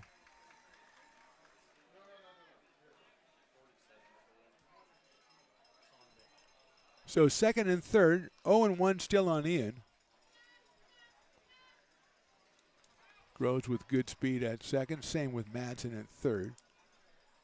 0-1 pitch on the way from Casey. Lined into left center field for a base hit. 1 run will score easily. Coming around third is Ethan Groves. That ball's going to second. Potters are back on top. It's a 4-3 Potters lead. And Ian Guanzon does it again. 22 runs batted in now in 14 games for Ian.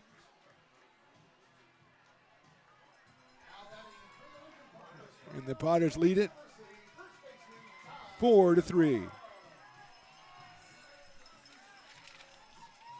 So here's Ty McGraw. He's got a base hit and a base hit. Guanzon over at first base. Casey to McGraw. Ty hits it to left field, hits it pretty well. Going back is Miyamoto right in front of the fence. He'll make the catch for the out on the warning track. But Guanzon comes through once again. We'll go to the fifth. Potters on top, 4-3.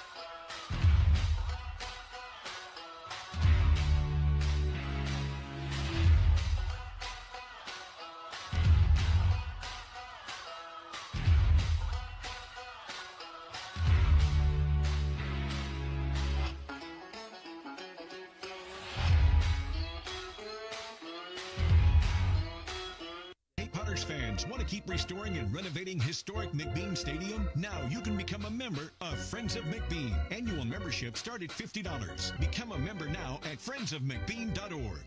When it comes to your home's maintenance and repairs, Jeffers Resource Group has you covered. Our handyman services offer a comprehensive range of expertise, from minor carpentry to drywall, electrical and flooring for property managers, landlords, and renters alike. We ensure that every job is completed to the highest standards, so you can have peace of mind. Contact us today to discover how Jeffers Resource Group can help keep your home in top shape.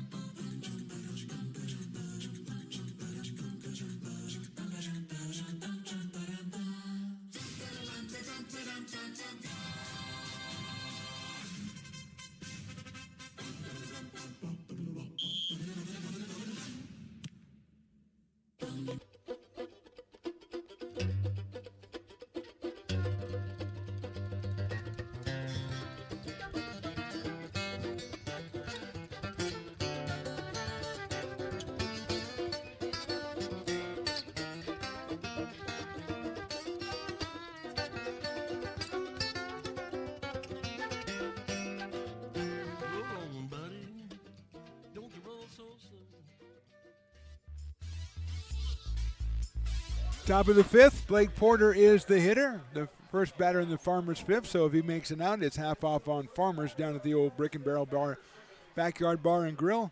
C.J. Riccardi is our new pitcher. He will come on for Joey Garrienti, who went an inning, gave up a hit, but no runs. C.J. making his fourth appearance of the season. And he'll take on the top of the order with Porter, and then Miles Clayton and Tyrus Vogt. Porter doubled.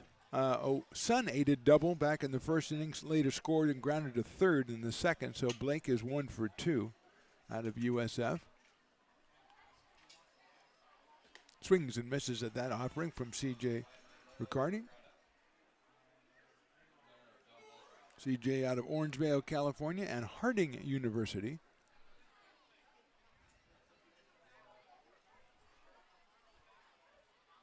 Swings and misses again, 1 and 2. We are in the fifth inning. Potter's finally getting on top. They've been down since the beginning, and then the Guanzon 2-run single back in the fourth put them ahead 4-3. But the Kings were already with 7 hits, and so they brought the sticks with them tonight as Riccardi's fastball misses outside.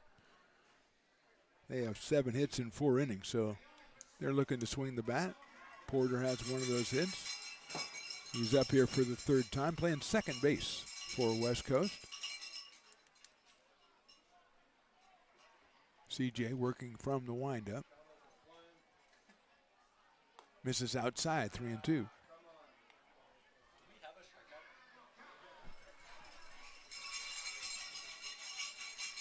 A lot of cowbells. Very nice cowbell night, and there's a packed house here on Fan Appreciation Night, which is great. The fans come out so we can appreciate them. If you're not here, you can't get appreciated. Although, if you're watching, we appreciate you. I think you know that. 3-2 pitch. Breaking ball's ripped to left field. Norton's going back, still going back. It's going to be off the fence. Norton gets it in quickly, and the runner falls down at first base. A lot of falling down going on today, but Norton played that perfectly. Jackson gets it back in. Porter gets himself a single. That's 101 miles an hour off the bat. For Porter, he's 2 for 3, and here's Miles Clayton.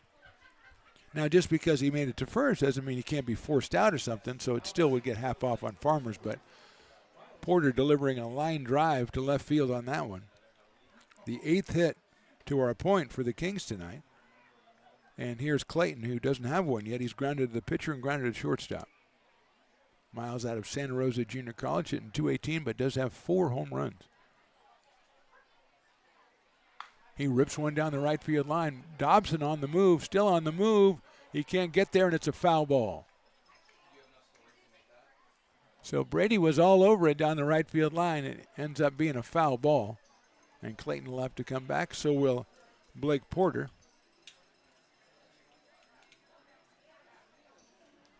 As the Kings just continue swinging the bats. That time, fortunately for the Potters, it was a foul ball, though Dobson was on it pretty well. He might have made a running catch if it was fair. So Clayton 0-1 on Miles, with Tyrus Vogt to follow. Tyrus with a couple of hits already tonight. That one's in the dirt, but Kyle Pedersen up to the task, keeps it from going by. I want to shout out all the vendors that we've got a chance to talk to and interview and interact with. Curtis the Beer Man down there, also Papa's Coffee Company. Obviously Molly out at Fat Cat taking over for Bill. There's a swing and a miss. Becky down at Papa's Coffee Company. Papa Jack himself, of course.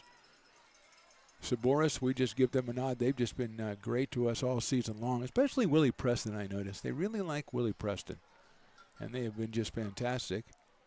We never talked to the shaved ice people. They just continue just pumping out shaved ice after shaved ice. Clayton takes outside. 2-2 now on Miles Clayton with nobody out here in the fifth.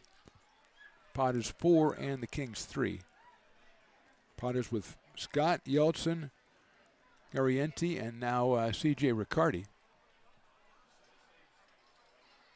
Porter getting a lead, a pretty good lead off, and then he saw it. He might have got him. Oh, man. He got the ball over there in time, I thought, that time. But Porter got the hand in and is safe. But he was definitely leaning, or thinking of leaning. It's 2-2 now on Clayton. High and inside, 3-2.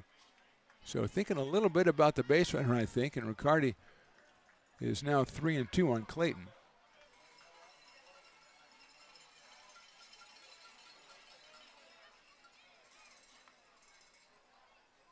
I do believe Mr. Porter will be taken off. Let's see if Riccardi tries to go over there. He does not, and it's fouled off.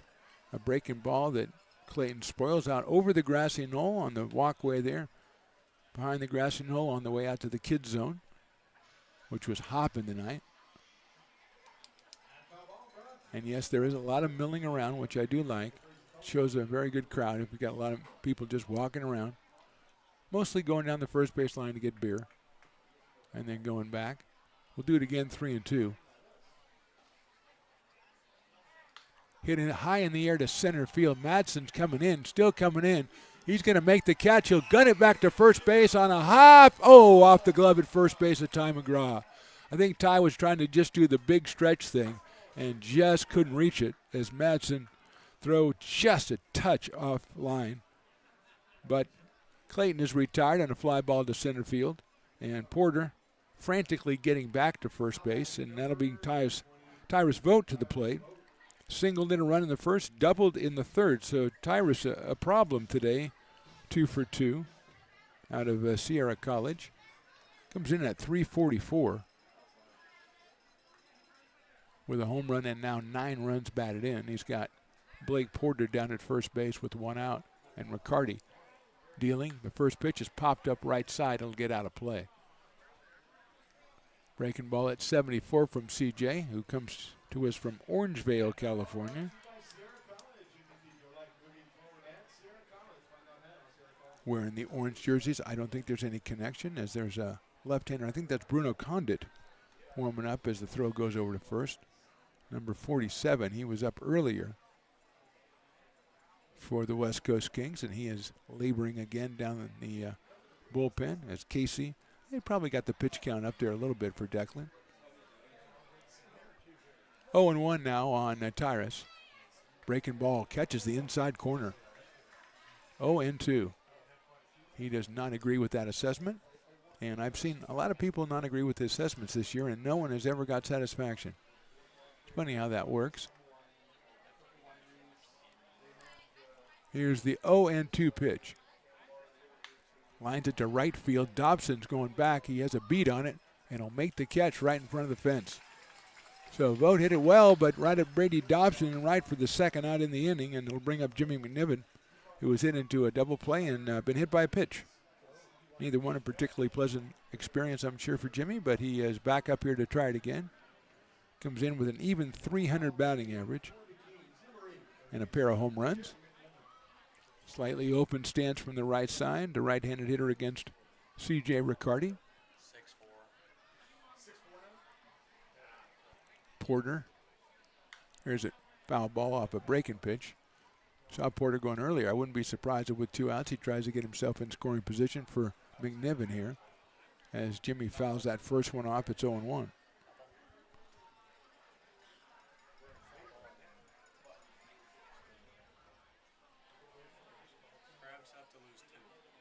Throw to first base and did not get him. We've been getting close over there to Blake Porter, but haven't been able to pull the trigger. We've been able to get the right arm, the thumb from the umpire. So we'll go back to McNiven, 0-1.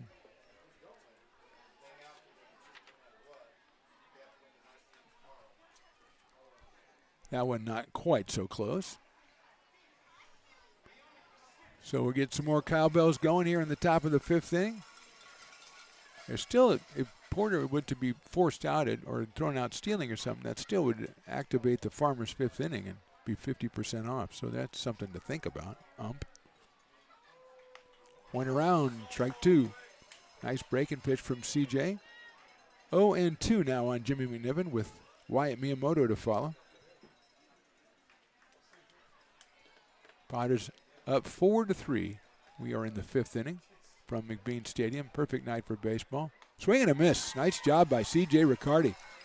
And 1 hit and 1 strikeout. That's the first strikeout by a Potters pitcher. We'll go to the bottom of the 5th. Potters 4 and the Kings 3.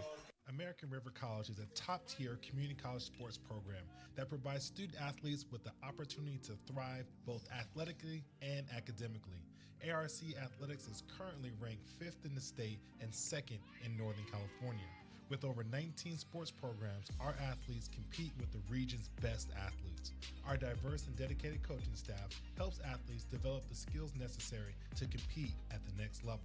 Start your community college athletics journey with us. American River College, Sacramento's best athletic program. Go Beavers.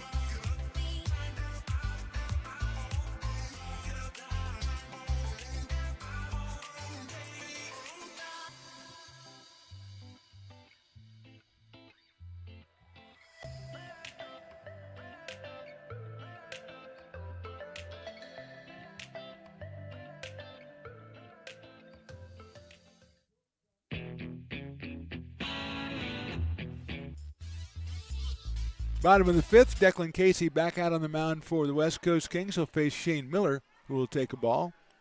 Then Jackson Norton and Brady Dobson. Miller, a fielder's choice and a sacrifice fly, his 32nd run batted into the summer. And he is up here to lead off the bottom of the fifth inning against Casey, who delivers down low, who has given up 7 hits and 4 runs in 4 innings. He has struck out 2 and walked 2.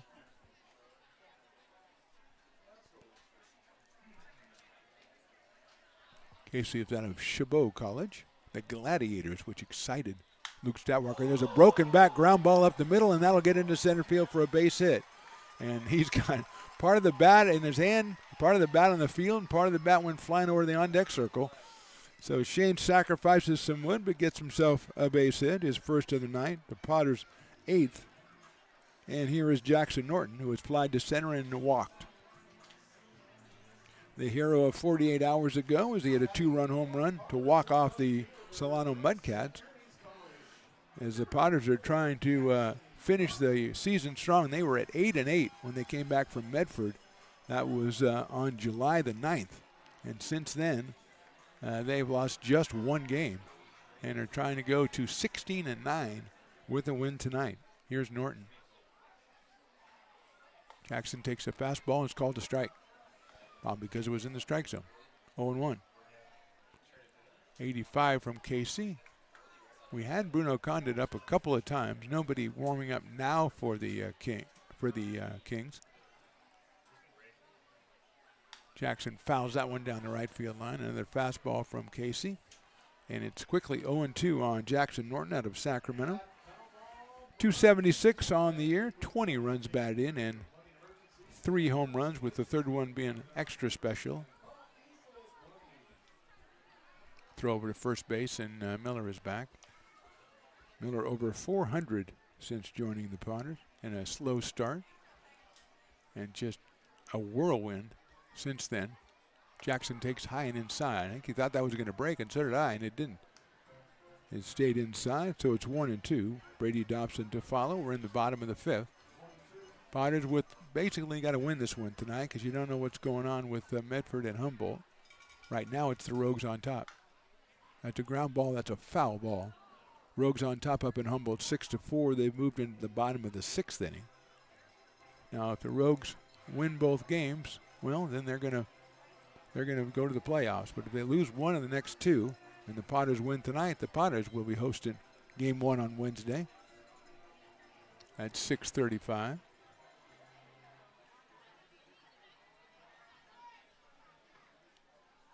So Miller gets the lead at first base. It's a 1-2 to Norton. Jackson takes ball 2 down low. Followed that one all the way into Caleb Hendricks' glove.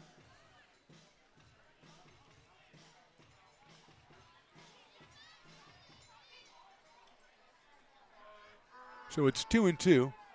Norton takes outside, 3-2. So he was down 0-2. Now it's 3-2. I'm interested to see if Miller takes off. Shane, not really a stolen base guy this summer. Nobody out here in the 5th. Potters with the 1-run lead. Miller does seem to be inching off just a touch over there. He does not go, and Norton swings and misses at a pitch inside corner. Just swung a little bit too late on that one, and it's a strikeout for Casey. Make that his 4th strikeout, and it'll bring up Brady Dobson. And here comes the manager, and he's going to take the ball from Declan Casey, who did a yeoman's job out there today, giving up 8 hits and 4 runs in 4 1/3 innings. He's going to shake hands and hug the West Coast Kings teammates, as it looks like it'll be Bruno Condit. It will indeed be Bruno coming on.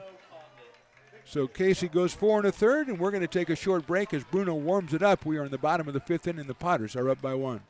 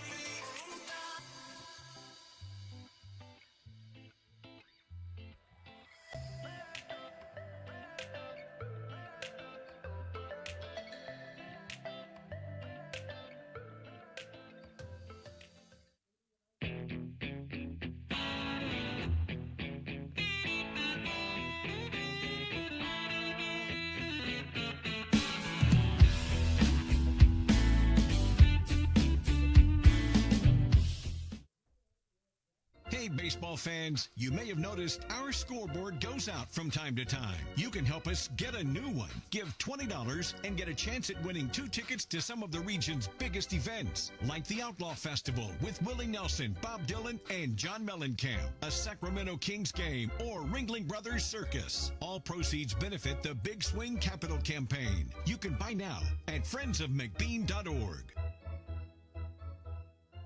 Hey everyone, this is Alex with the Downtown Lincoln Association. We're super excited to kick off Lincoln Loves Local, a new campaign designed to spotlight amazing businesses that make Lincoln so unique. We partnered with Dalila from UN Social Agency to create short, high-quality videos that help boost your visibility and reach right here in the Lincoln community. Each video. So Bruno Condit is the new pitcher for the West Coast Kings. He is out of Chico State. And he will be facing Brady Dobson with Shane Miller down at first base and 1 out here in the 5th. Brady shows bunt, pulls it back, and it's in there for a strike. He had Jimmy McNiven playing pretty far back over at third base, but he pulled it back and took strike number 1. So it's 0-1 on Brady, 255. On the year with a home run. So Casey, 4 1/3 innings, 8 hits. He has given up 4 runs. He is responsible for Shane Miller at first. Walked 2 and struck out 4. So Dobson here now 0-1 on Brady. He's followed by Perrin Bland.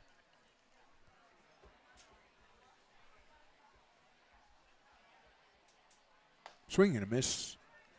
Condit delivers at 82 miles an hour, and Dobson doesn't make contact, so it'll go 0-2 on Brady. He's the Potters' right fielder tonight. in front of the Fan Appreciation Night crowd, which I'm calling close to a sellout, but it's not a sellout. There's just people all over the place, down the grassy knoll in the VIP area. There's people all over the place in all the lines. Dobson takes the ball down low. Everybody gets raffle tickets. There's hundreds of prizes, or at least 100 prizes to choose from. You go put your ticket in the bowl for the prize that you want, and they'll be drawing for each one of those. I think that takes place maybe next inning. So there's a lot of stuff going on. $4 off beer and wine. It's reverse happy hour.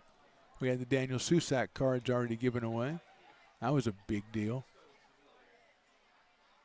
Look out, Dobson. That's a nice play behind the plate by Caleb Hendricks to keep that from going back to the backstop. As he had the, that was a very tough snag right there by Caleb. So it's now 2-2 on Brady. And Miller had to stay at first base.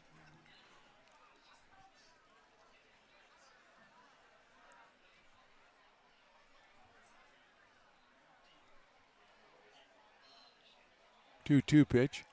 Dobson swings and misses. Condit gets the strikeout. The fifth for the Kings pitchers, and here's Perrin Bland. Singled back in the second inning, grounded back to the pitcher on a great play by Casey. As with his back to the plate, he put his hand down. The ball was rolling between his legs, and he caught it and flipped it to first base. So, got to give credit where it's due to DC on that one. Bland at 336 coming in.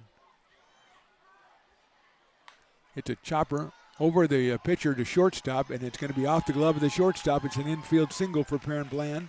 Moving to second is Shane Miller. And it'll bring up Kyle Pedersen. 2 on and 2 outs here in the fifth. Out of UC Davis in Roseville, California, Mr. Kyle Pedersen. He has a home run on the season and got that up in Healdsburg, as a matter of fact. Driven in 7 runs. Struck out in the second and grounded to first in the fourth. So Kyle is 0 for 2 tonight with a .213 average coming in. That one just, Alhambra at shortstop was going to have to make a tremendous play even if he was able to catch it, and it was off his glove. Kyle hits it out to left field. Moving on over is Miyamoto coming in, and it's in front of him for a base hit, and that's going to score a run. An RBI single for Kyle Pedersen as Miller, running with 2 outs, will score. Pedersen picks up a huge run batted in, his 8th of the season. The Potters tack on another run, and they now lead at 5-3. Stopping at second base was Perrin Bland. So perfectly placed by Kyle. He dropped it in there in front of Miyamoto, who was playing medium deep left field, and that one just didn't get out that far, and it was toward the line. So it's a 2-out RBI hit for Kyle Pedersen, and here is Mays Madsen. He shows bunt, pulls it back, and it's outside. He's got McNiven playing in kind of close at third. Madsen hit it to the fence back in the third inning in left field and was retired, and then he walked and scored in the fourth. So here's the 1-0 coming up to Mays from Bruno Condit. Shows bunting, bunts that one back to the pitcher. Condit's on it. He's going to go to first, the throw, and he got him by a step. So Condit makes the play on the bunt by Madsen, but the Potters put one up on the board. We'll go to the 6th, and they lead it 5-3.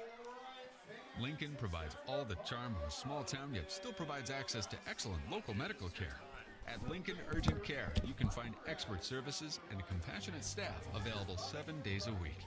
A friendly front desk staff will welcome you when you come into our brand new facility. Your wait time will be minimal at our walk-in clinic, unlike the emergency room. From broken bones and lacerations to allergies, flu shots, and illnesses, we treat a variety of urgent medical conditions. What sets us apart is not just our central location in Lincoln, but the convenience of our extended hours, including weekends. We've become Lincoln's first choice for urgent care because we treat patients of all ages for a variety of conditions and take most insurances. We're proud to be an approved provider for veterans and welcome in our military patients. From our family to yours, we're here when you need us.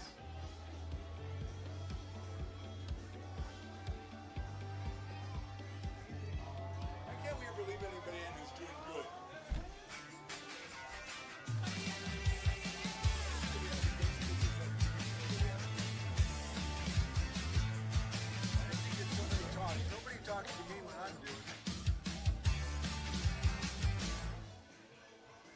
Go Crabbies.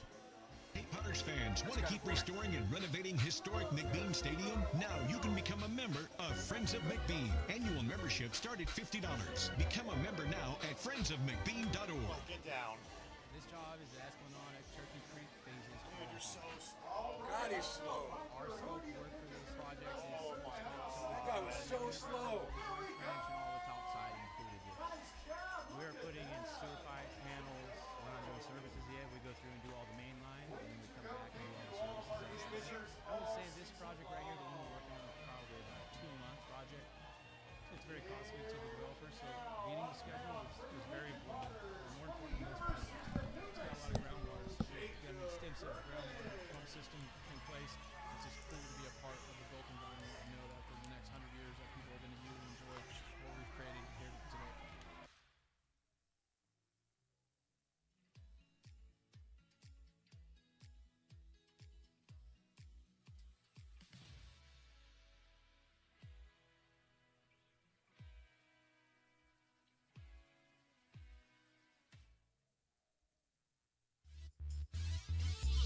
Moving along to the top of inning number 6 at McBean Stadium in lovely Lincoln, California. Mark the Phantom Low along with Evan the Engineer.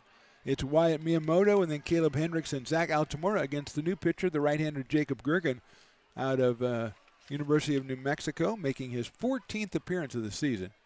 And his fastball is in there for a strike.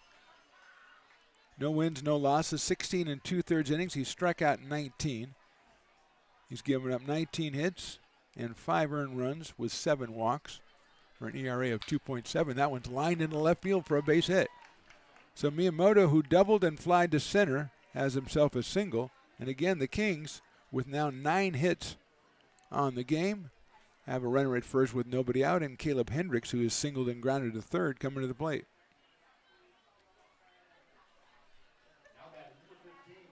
Up in Humboldt, it's the top of the 7th, and Medford leads the Crabs 6-5. Potters need Rogues losses, as they had last night. Gergen pitches, and did he go? I think he went up. What do you got? I think we'll go with it. 0-1.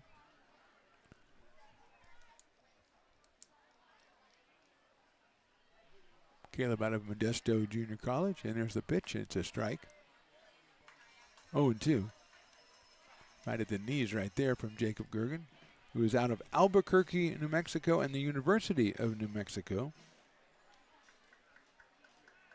He's pitching to Caleb Hendricks with an 0-2 count here. Fastball is in there, call strike 3.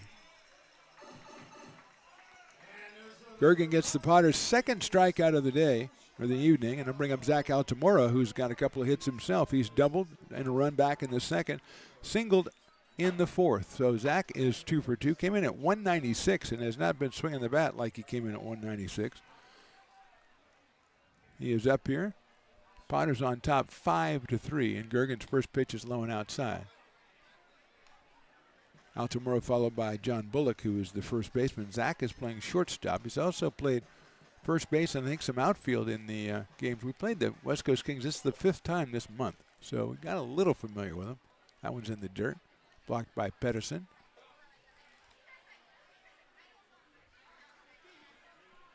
So it's quickly 2-0 on Zach Altamora.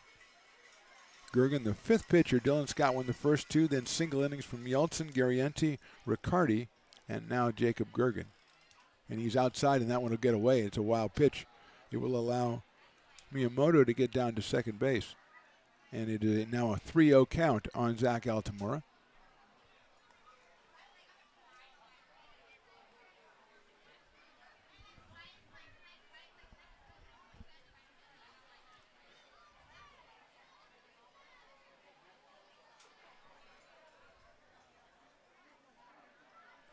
So 3-0 coming up as Gergen will step off.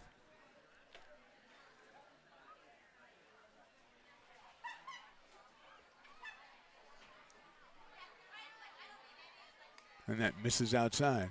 So Altamora gets the 4-pitch walk. Just the second issued by the Potters tonight. They have hit a batter or two. And it'll bring up John Bullock. First and second, one out. Bullock, the dueling dogs batter, but right now it's more important that he's up here with 2 on and 1 out in the 6th. He's grounded to short twice. The first time it was an RBI ground out back in the 2nd. His 4th RBI of the year, and Nate Kujawski is going to come out and talk to Jacob Gergen and probably the rest of the Potters as well. I didn't see anybody was warming up. I think Eli Garcia's getting up right now, if that's Eli, and telling somebody to start throwing a right-hander, I believe. So they're going to chat about it for a little bit there at on the pitcher's mound. Nate was a guest on the pregame show. Really nice chat with him. I think that was on Thursday. And he says what he needs to say, and he gets out of there. The umpire was coming out to tell him to cut it out, but he got done before the umpire could get there. So here's Bullock out of the College of Marin. Followed by Bubba Martinez. So Kyle Pedersen behind the plate. Gergen on the mound for the Potters. Jacob's first pitch is grounded out to second base. Not hit very hard. Go to second for 1. Try first and didn't get him, and the throw gets away. No, it's knocked down by Ty McGraw. Thought it got by him, but McGraw made the catch. So it's a fielder's choice. It will move Miyamoto to third. Bullock now at first. Just not hit hard enough to turn 2. And with 2 on and 2 out, Bubba Martinez will be our hitter. Now we've got a pinch hitter. It's E.J. Cord. I believe he is out of Sierra College. So Cord is batting for Martinez here in the 6th. And he'll take a strike. Martinez was 0 for 2 with a couple of flyouts, and E.J. Cord, who we've seen on several occasions throughout the month, will come up here. Now a 0-1 count on E.J. Lines it into left field. That'll be a base hit and score a run and go all the way to the fence. Norton's going to pull it in and might score 2. The throw is cut off, and he'll stay at third, Will Bullock. It's an RBI as Miyamoto scores for the pinch hitter Cord. It's a 5-4 ball game, and Cord will get credited with a double. 10th hit for the West Coast Kings, and they still have runners at second and third now with 2 outs, and the leadoff hitter Blake Porter coming to the plate.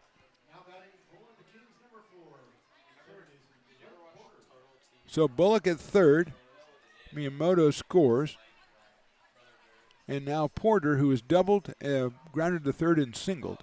The double was a pop fly in the sun back in the first inning. The single a solid shot.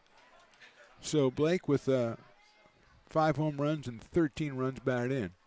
Takes the ball on the inside corner for a strike on 1.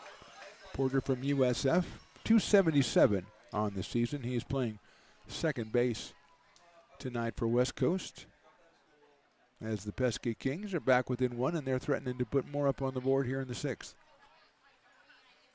That one misses the inside corner. Same style of pitch, but not the same location, and Porter got out of the way.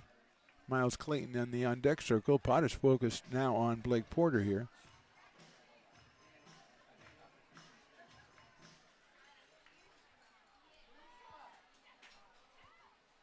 One is a fastball, and it's in there for a call strike. Right at the knees on the outside corner. 1 ball and 2 strikes. Gergen, the 5th pitcher for the Potters. Dylan Scott started. That one's outside. Tried to get him to fish for the slider, but Porter not going fishing this time, and it's 2-2 on Blake.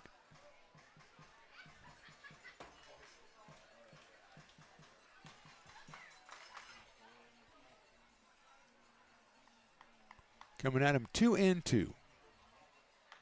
Little chopper, and the pitcher, Gergen, has it, underhands it to first for the out. So the Potters give up 1 in the 6th. We go to the bottom of the 6th. Potters 5, Kings 4.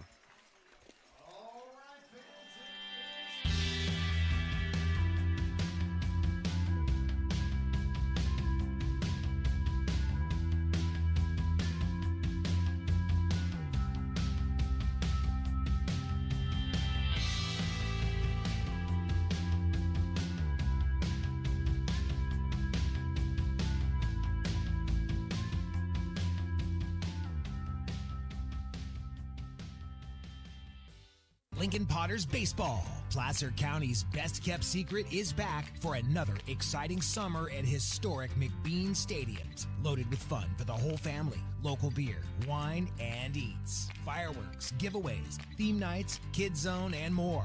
Come join in the fun and enjoy small-town baseball with Major League Entertainment. Tickets on sale now at LincolnPotters.com. Lincoln Potters Baseball. Come on out and join in the fun.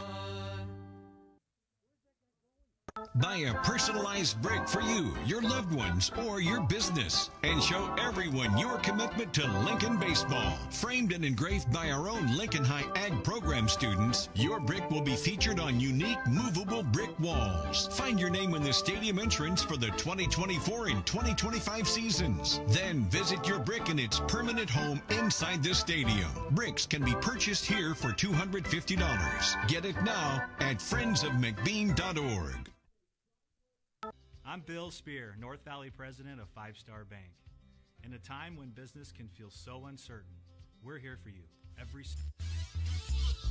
Bottom of the sixth inning, Potters lead at 5-4. Great spinning bat race again, the Dueling Dog spinning bat race. A couple of more guys taking the plunge. I got to give it up for Paige this year. She might have to finish on top of the intern rankings. She has done a fantastic job on the field and has picked out the best players for the spinning bat race all year long. There have been a lot of collisions, smashing into fences. We had the guy today, and after he was done, he fell down twice and then ran out on the field. So crazy stuff going on. There's a line drive into left center field by Ethan Groves. It is down in front of the left fielder, and it's going to get all the way to the fence. Groves will round first. He'll come into second base with a double. So it's the third hit for Ethan Groves. He is at second base with nobody out. Potters now with 11 hits. So a lot of hits on both sides in this one, as we might have some tired pitchers from a couple of months' worth of summer ball. And here is Ian Guanzon, who struck out in the first, then singled in the third, and a two-run single to put the Potters on top in the fourth. He is 2 for 3, now with 22 RBIs in his 14th game as a Potter. The right-handed third baseman will come in as Groves just continues to hit the ball. Ethan started off at 349, and he is 3 for 4 tonight. He scored twice. So here's Ian with Ty McGraw on deck.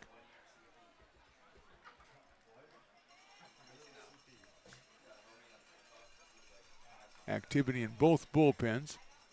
Condit checks at second base. Ian takes a strike.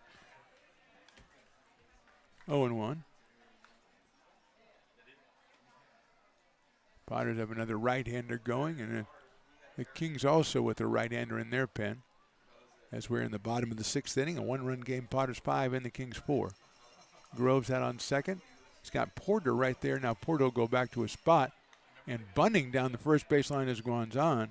And good idea, bad execution, unfortunately, for Ian. And he is 0-2 on the Potters' third baseman, who receives a lot of praise from Eli Garcia in the pregame today, not only for his hitting, but for his fielding. Really has solidified the spot down at third base when he showed up about 2 weeks plus ago. Started off slowly with the bat, but he's made up for that. He comes in at 373 with a pair of hits tonight. 4 home runs and now 22 RBI. But Condit ahead 0-2. Checks Groves at second base. In the dirt will get away. That's a wild pitch and allow Ethan to go over to third base. So he's over there with nobody out. And a 1-ball, 2-strike count on Ian Guanzon.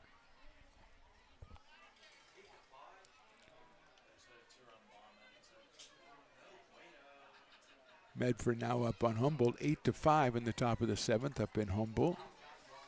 The Rogues win today and tomorrow. That would shut the Potters out. They would end up in a tie. And the Medford Rogues have the tiebreaker. Infield is in.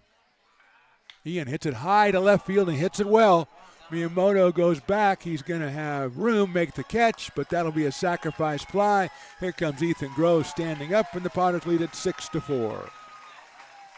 Didn't quite get all of it, but enough to get his third run batted into the game and put the Potters on top 6-4 with now 1 out here in the sixth inning, and Ty McGraw coming to the plate. He is singled and fly deep to left. That ended the fourth inning, the fly ball to the fence and left. Followed up Guanzon's 2-run single.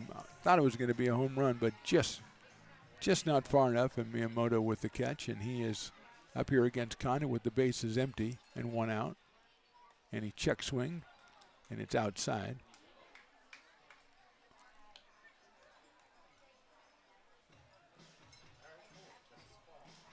One ball and no strikes, I believe. Yeah, I didn't see him make the strike call, so going to assume it was a ball. And that is, of course, very dangerous. 1-0 coming up. Ty takes that one on the inside corner for a strike. Big slow curveball from Condit. I see Ty trying to sizen it up on the way in. He decides to let it go, and it evens the count up at 1-1. Shane Miller in the on-deck circle for Lincoln.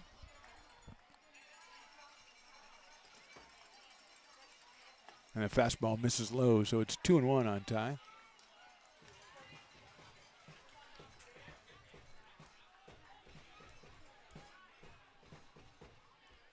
Gardendale, Alabama, and Troy University for Mr. McGraw.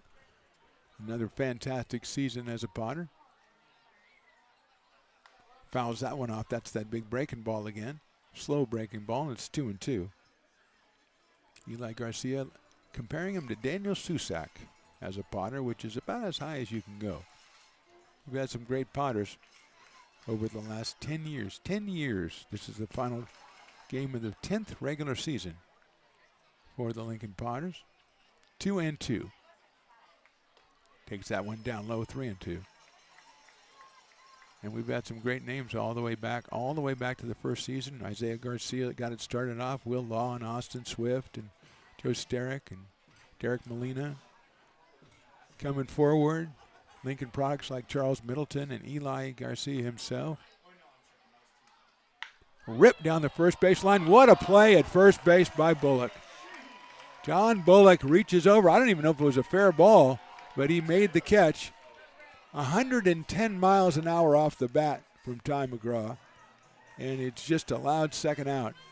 And I would say he timed that slow curveball pretty well, and Bullock has to check not only that he caught the ball, that his hand is still there, and he makes the play. Zach Patterson, and Brian Morley, and Matt Lopez, just names and names and names all the way through. Jake Frederick in those early teams. Here's Miller. Shane check swing, and it's bounced foul behind home plate. Run down by Caleb Hendricks. Miller is hit into a fielder's choice at a sacrifice fly and singled. Logan Worm, of course. Alondra Rubalcaba. Just names and names and names. Nolan Young from Gas City, Indiana. Still my favorite, I think, hometown. Just something about Gas City, Indiana. Shane takes outside. Logan Bell. Of course, Trey Furry, local product, Trey Furry. And many, many, many, many more. Billy Rockefeller, Jeffrey David.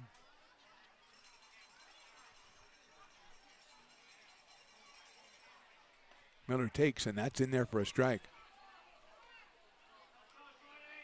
Of course, Larry Fonseca, going back to this first year we did him. Larry Potter, we called him.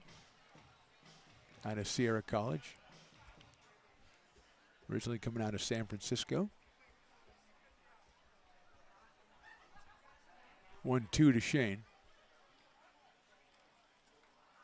And it's too much time for Mr. Miller. He'll step out as the umpire grants him time. He'll step back in with a 1-ball, 2-strike count. The Pottos have scored once here. They scored twice in the third, twice in the fourth, once in the fifth, and now once in the sixth, as they enter the Kings run with one of their own to go ahead at 6-4. 1-2 on Miller. Fouls it off to the left side this time.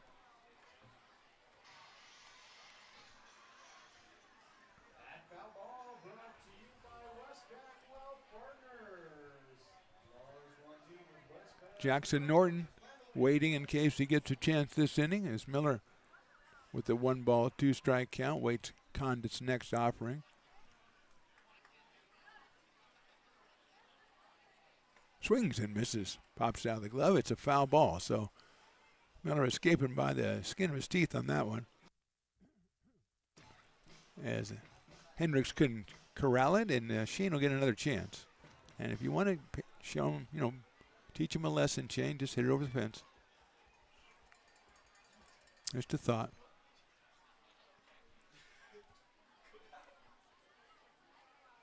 Takes the ball, 2-2.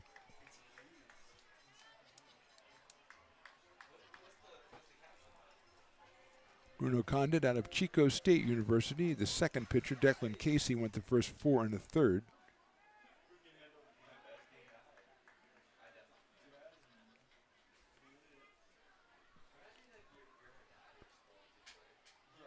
And that is call strike 3. So Condit gets the call against Shane Miller. That's the end of the inning. Potters score once. We go to the 7th. Potters 6, Kings 4. Hi, Bill Evans, President of the Placer County Association of Realtors. We're in the store, our conference facilities, an amazing team help us keep together an amazing organization. And we thank them all. This organization can't do what it does and can't run the way it runs without the help of so many members volunteering their time. The success of the Placer County Association of Realtors is largely dependent on our active volunteer members to help our organization and industry. The work of our committees greatly impacts our ability to champion efforts across the board and giving back to the Placer County community wherever we can. Like all service organizations, I wanted to serve. And getting involved with the affiliate committee was the perfect way to do that. I love being able to serve my community with my business friends and other leaders and give back to those who are in need. The thing I love about the PCAR committees is they all work toward the same goal of bringing the community together to support those in need in our surrounding area. I instantly came to the meeting and had a wonderful time, felt like I was a part of something bigger, and it was just the start of my leadership journey.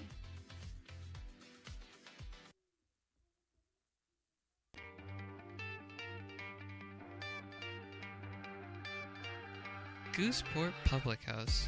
We have sports on 10 big screen TVs, 23 beer taps with classics and crafts, a full bar with creative craft mixed drinks, live music, and most importantly, great fresh food. In downtown Roseville off Vernon Street, only 15 minutes from the ballpark. See ya at Gooseport.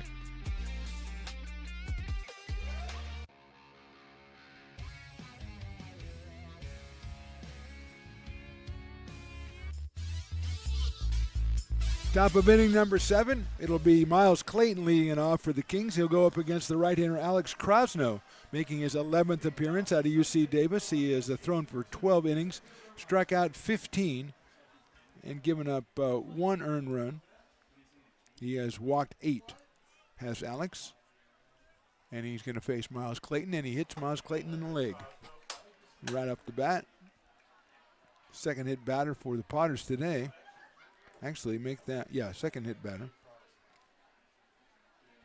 Clayton had grounded out twice and flied to center, and now he is down on first base. And Tyrus Vogt, who has a single and a double and a flyout today, will be the next hitter. Tyrus out of Sierra College comes in at 344 and has a single and an RBI back in the first, doubled and was thrown out at the plate trying to score on a sacrifice fly in the third. And then fly to right in the 5th, and he takes a ball 1-0. So Krasno now the 6th pitcher for the Potters. Jacob Gergen was 1 inning, 1 hit, 2 runs, 1 strikeout, 1 walk. And that hits the outside corner for a strike. 1-1 now on Vogt. Jimmy McNiven, the third baseman on deck.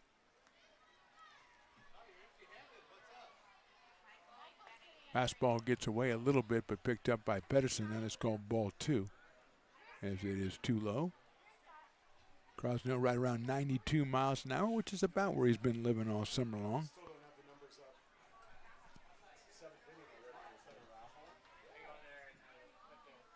Here's the 2-1. Outside, 3-1. So we had a hit batter, and now we have a 3-ball, 1-strike count on Tyrus Vogt.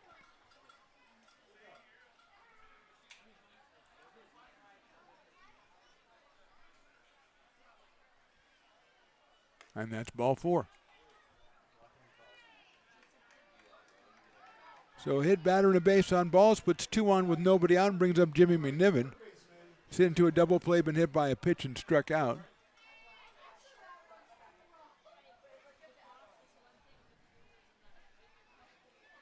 McNiven hitting .300 coming in. Has 22 runs batted in, has 2 home runs. Third baseman steps in against Alex Krasno.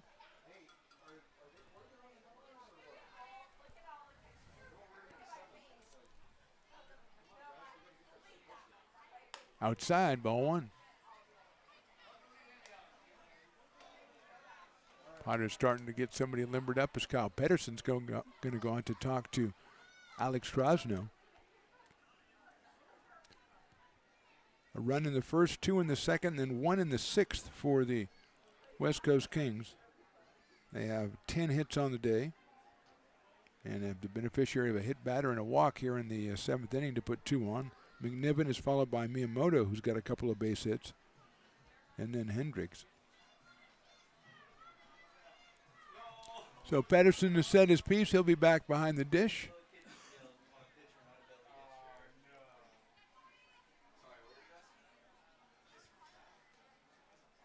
Alex coming set with the 1-0 pitch coming up. Hit sharply out to shortstop. Miller to second for 1. Groves to first. They got the double play. 6-4-3, just what the doctor ordered. Clayton will move to third. He's still just 90 feet away, but now 2 outs here in the 7th.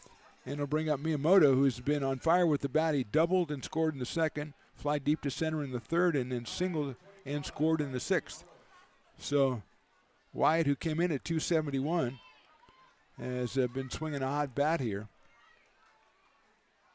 He is out of Whitman College. He'll hit that slowly out to second. It's Groves to first. Good job. Good job right there by Alex Krasno in the infield. No runs in the 7th. We'll go to the bottom of the 7th. Potter fans are stretching. They're feeling a little bit tense, though. It's a 6-4 Potter lead. Hey, baseball fans, you may have noticed our scoreboard goes out from time to time. You can help us get a new one. Give $20 and get a chance at winning 2 tickets to some of the region's biggest events, like the Outlaw Festival with Willie Nelson, Bob Dylan, and John Mellencamp, a Sacramento Kings game, or Ringling Brothers Circus. All proceeds benefit the Big Swing Capital Campaign. You can buy now at friendsofmcbean.org. Hey everyone, this is Alex with the Downtown Lincoln Association. We're super excited to kick off Lincoln Loves Local, a new campaign designed to spotlight amazing businesses that make Lincoln so unique. We partnered with Dalila from UN Social Agency to create short, high-quality videos that help boost your visibility and reach right here in the Lincoln community.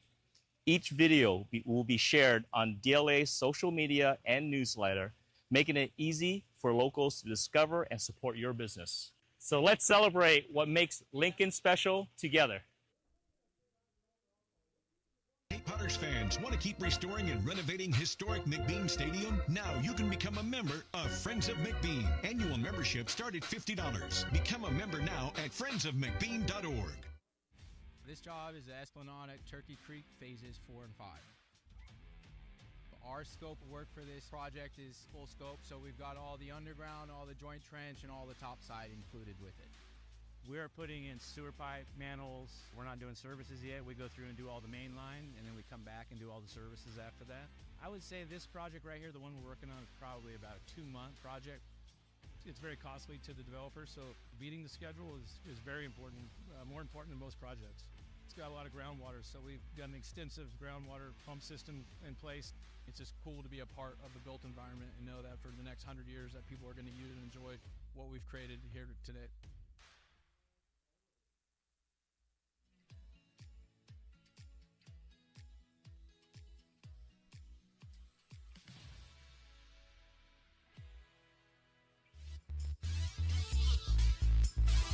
Bottom of the 7th inning, Potters leading at 6-4. They'll send up Jackson Norton, Brady Dobson, and Perrin Bland against the new right-hander. That's Vince Van Holly for the West Coast Kings. And he'll be the 3rd pitcher. And Bland takes a ball. Casey and then Condit. Condit 1 inning and 2/3, gave up 3 hits and a run. He struck out 3.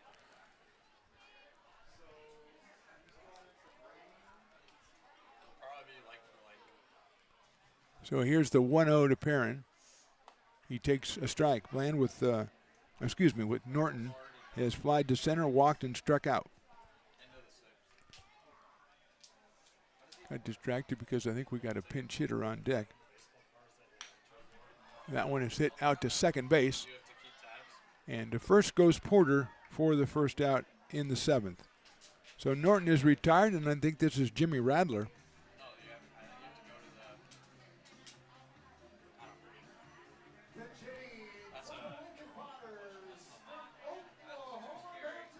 So Jimmy Radler, coming out of Oklahoma Baptist in Granite Bay, California, will be the hitter. Dobson was 0 for 3, and so Jimmy, we're assuming, is going to go out to right field. With 1 out here in the 7th, Radler, a right-handed hitter against Vince Van Holly. Casey went 4 1/3, then an inning and 2/3 from Condit. Potters with 11 hits and 6 runs. 7 strikeouts so far for the Kings pitchers. And here's Radler. Van Holly delivers outside. 1 ball and no strikes.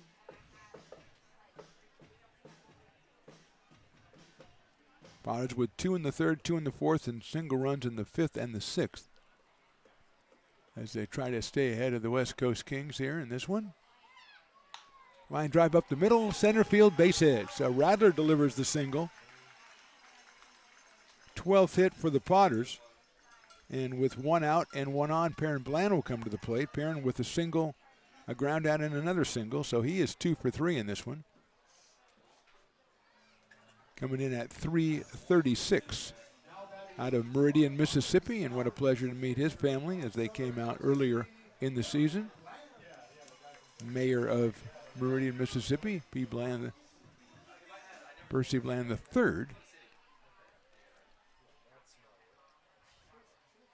Watch out, that's high and that's inside, but you can only call it a ball once, so it's 1-0. Medford now up on Humboldt 9-5. They have moved that to the 8th inning.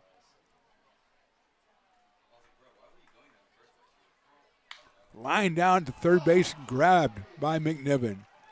So Potters are hitting some bullets lately, but they're finding the gloves of the Kings. And Bland is out for the 2nd out of the inning, and here's Kyle Pedersen. He struck out, he's grounded out, but he delivered an RBI single back in the 5th inning, a big hit with 2 outs for Kyle. So he is 1 for 3, picked up RBI number 8. He has over at first base Mr. Jimmy Radler.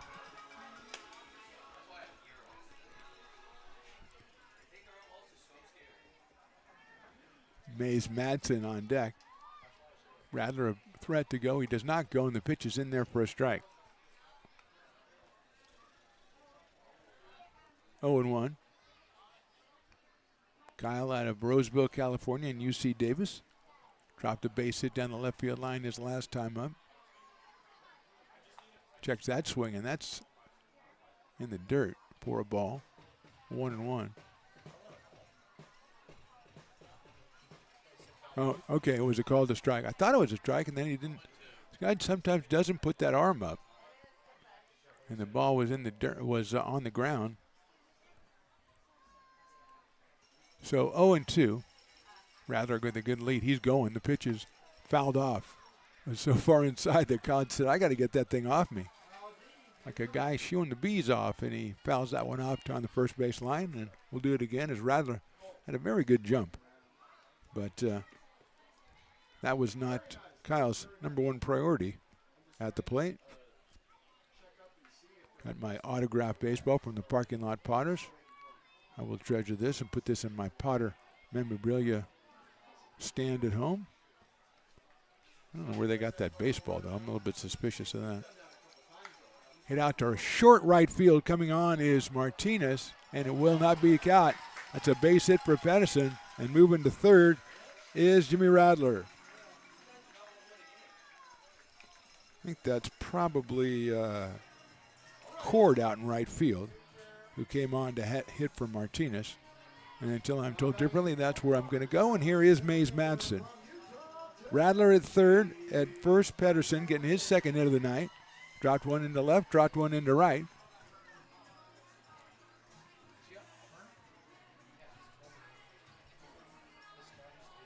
So here's Madsen, who's fly deep to left, walked and been thrown out trying to bunt. And he'll take an outside pitch. That's a strike on the corner.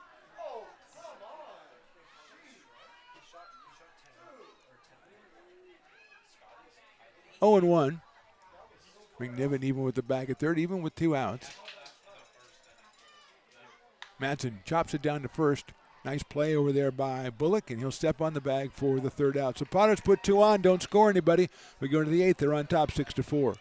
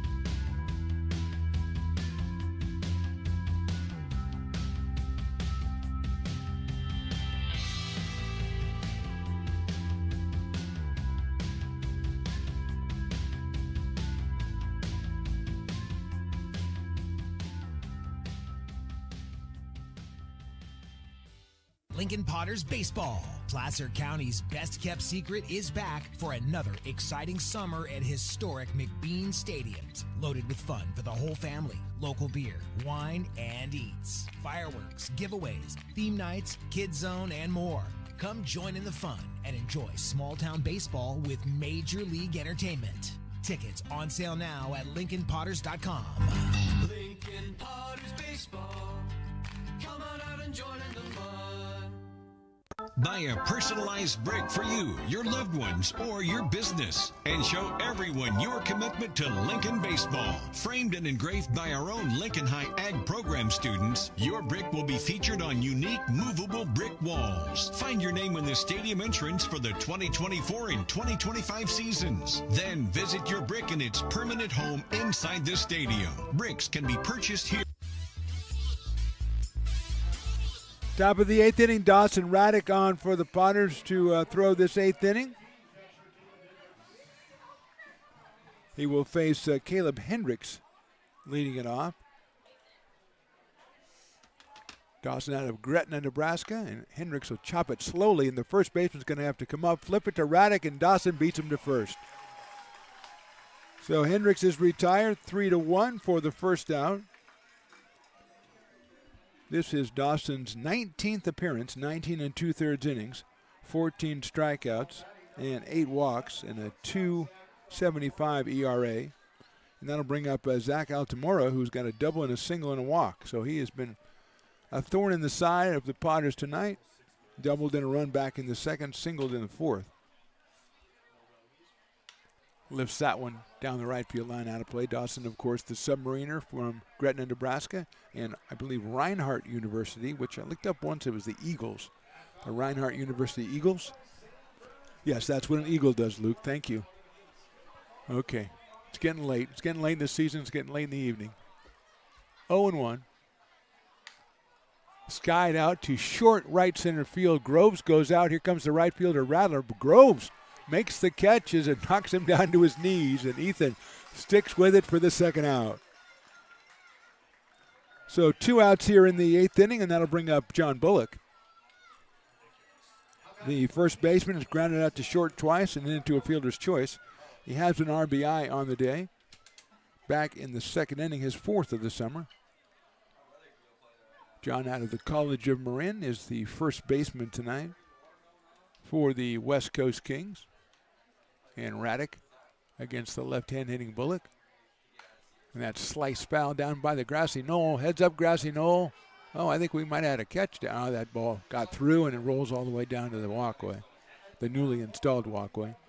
0-1. E.J. Cord is the on-deck hitter. He batted for Martinez last time, and I'm assuming went out to right field. 1-1 now on Mr. Bullock.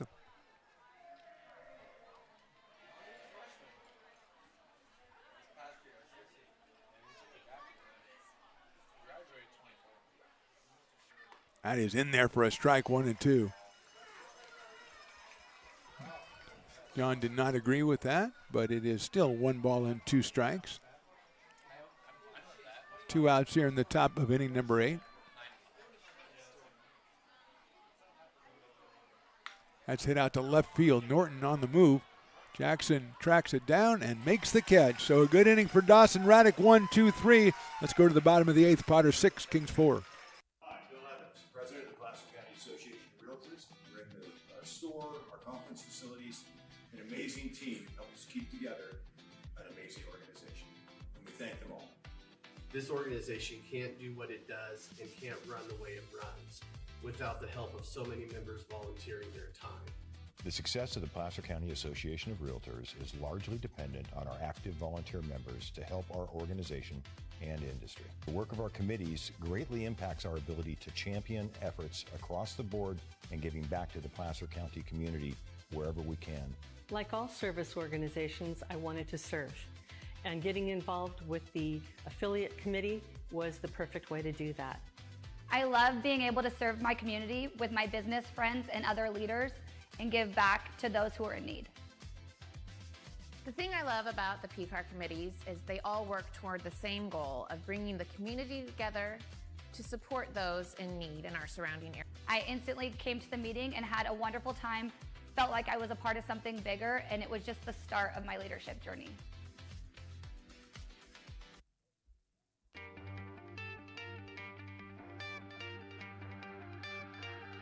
Gooseport Public House. We have sports on 10 big screen TVs, 23 beer taps with classics and crafts, a full bar with creative craft mixed drinks, live music, and most importantly, great fresh food. In downtown Roseville off Vernon Street, only 15 minutes from the ballpark. See ya at Gooseport.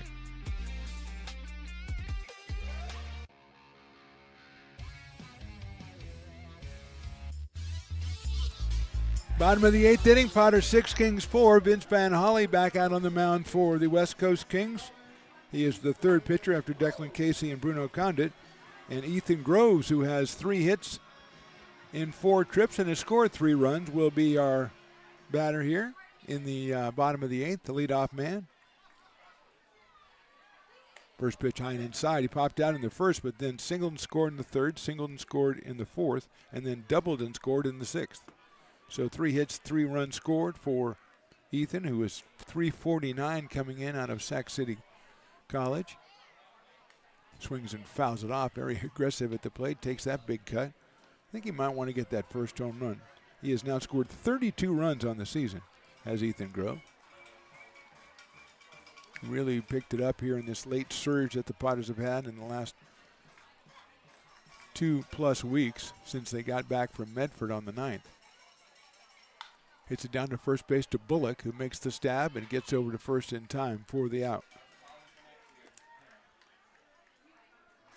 So Groves is retired for the first out here in the 8th, and will bring up Ian Guanzon, who has struck out, singled, had a 2-run single and a sacrifice fly.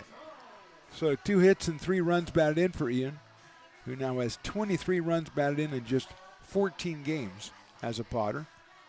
And that's a pretty impressive stat there. Also 4 home runs, including the game-tying home run on Wednesday night against the Healdsburg Prune Packers. He takes a strike from Van Holly, who's the third pitcher, as we said, for the West Coast Kings tonight. Kings had the lead at 3-0 after 2.5. Potter scored 2 in the third and then 2 in the fourth to take the lead on the Guanzon RBI. Ian takes strike 2. Then the Potters scored single runs in the 5th and the 6th.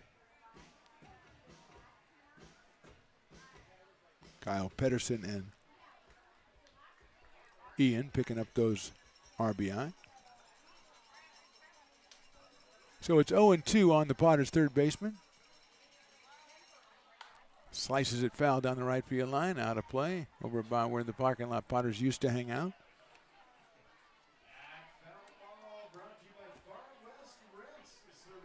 Parking lot Potters dropped off a baseball sign for Stones and for myself. And we thank them for that. I think the quality of the one they gave him is better than mine. Maybe I'm just imagining things. 0-2 coming up. And that's a little bit too high. And it's 1 ball and 2 strikes on Ian from Chico, California, East Tennessee State University. Matthias Michel is loosening it up down there in the Potters bullpen.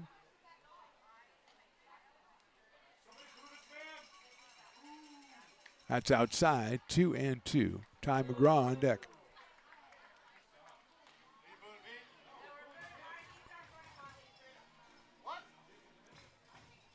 So Michel is loosening up. There is no activity in the Kings bullpen.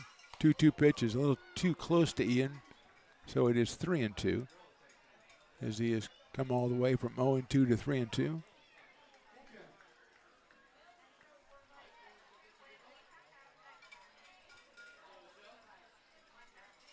Great crowd out here for Fan Appreciation Night, and Ian takes the base on balls.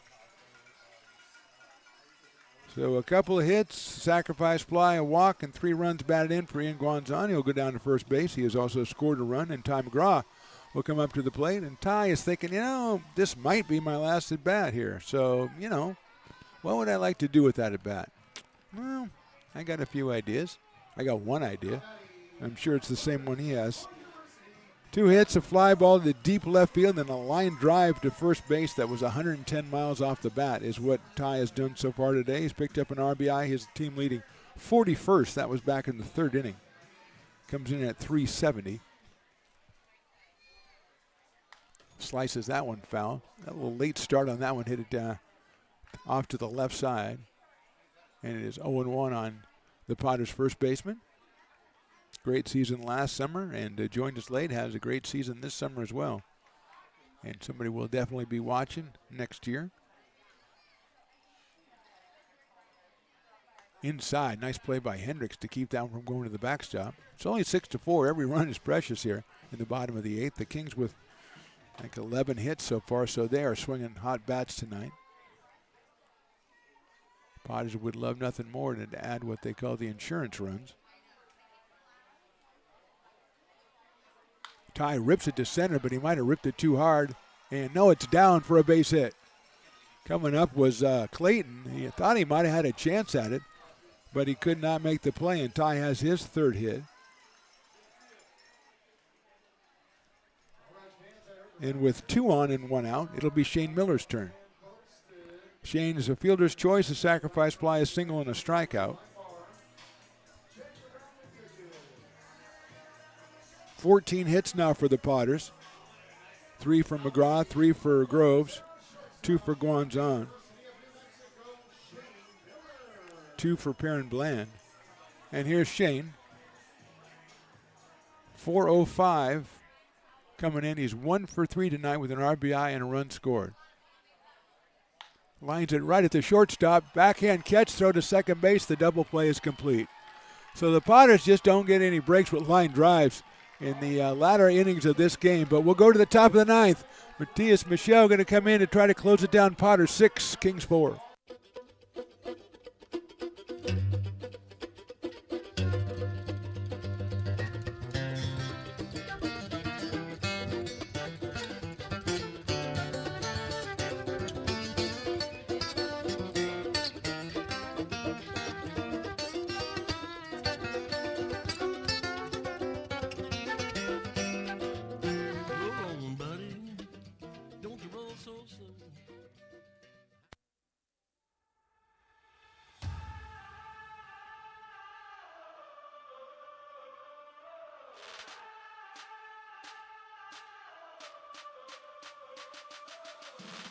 You are Laborers Rising. And now you understand where we came from, what solidarity means, and what we have ahead of us. No one's going to defend us but us. No one's going to help construction workers except us. And I can't wait to see you out there.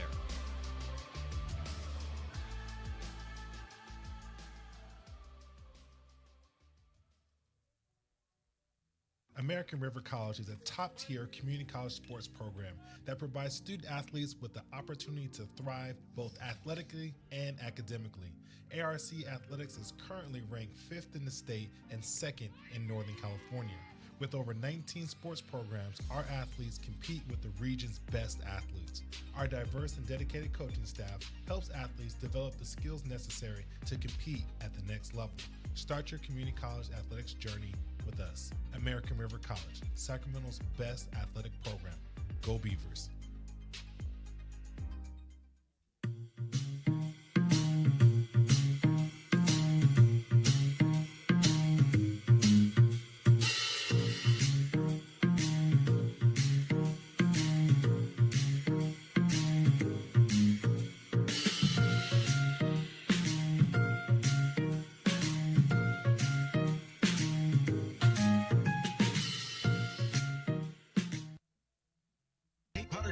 Want to keep restoring and renovating historic McBean Stadium? Now you can become a member of Friends of McBean. Annual membership start at $50. Become a member now at friendsofmcbean.org. This job is the Esplanade Turkey Creek phases 4 and 5. Top of inning number 9, Potters 6, Kings 4. E.J. Cord, the first batter for the West Coast Kings. He'll face Matthias Michel, the right-hander, headed for USC for the Potters, trying to come in here and get to his second save of the season. Dawson Raddick with a great 8th inning, one inning, and he didn't give anything. Got a ground out and a couple of flyouts. So Cord, who came on in the 6th inning, had an RBI double. Comes up here, right-handed hitter against Matthias Michel. He'll be followed by Blake Porter and then Miles Clayton. So it's 9-1-2 for the Kings here in the 9th. And that's fouled right back to the screen. A 95-mile-an-hour fastball that I think E.J. decided, I'm going to swing. And he got the bat going, fouled it back. It's 0-1.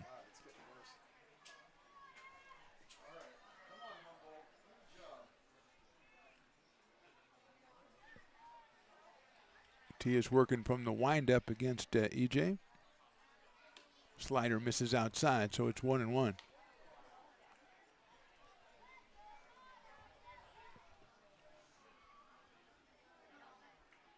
10 hits for the West Coast Kings. Potters have 14 hits. Fortunately, the line drives they hit late in the game didn't help them at all, and that was sliders outside again. As Ty McGraw hit a line drive right at the first baseman. Heron Bland hit one to the third baseman, and then Miller hit one to the shortstop, turned it into a double play, and that was the end of the inning. 2 balls and 1 strike now on Cord.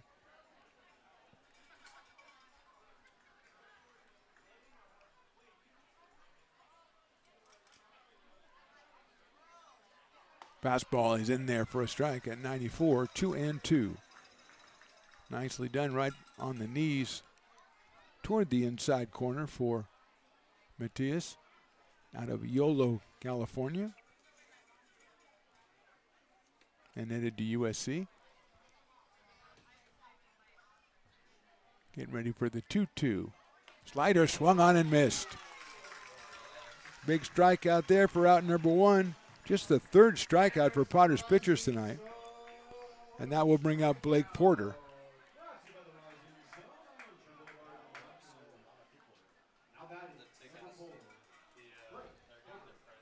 So here's Porter, who has doubled, grounded out, singled, and grounded out. So 2 for 4.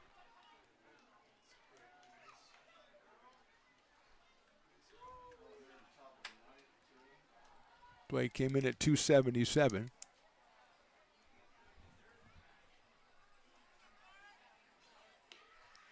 Watches that one outside, so he's ahead in the count, 1 ball and no strikes. A lot of giveaways today. We had the Daniel Susac card giveaway. 500 cards given away, 25 autographed, and 1 with the golden ticket for the Daniel Susac game-worn Potters jersey, as that one is a fastball. Did he go around? And he might have. No, he did not, according to the first base umpire, so it's 2-0. And then we've got over 100 prizes that people are putting their raffle tickets in to different bowls for different prizes, and they're just getting around to posting winners on that right now. So people are going to be scooping up some good goodies on the way home. Here's the 2-0. And that's a foul ball and a check swing by Porter. 93 from Michelle. Kyle Pedersen behind the plate for the Potters. At third, it's Guanzon. Shortstop is Miller. Second is Groves. First, McGraw. Right field, Jimmy Radler. Madsen in center, and Jackson Norton in left. And a 2-ball, 1-strike count on Blake Porter. Potters trying to end the season 16-9 in conference and 36-10 overall.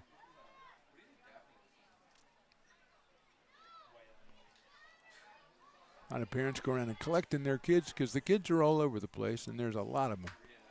And now it's time to start collecting them because we're in the top of the 9th inning.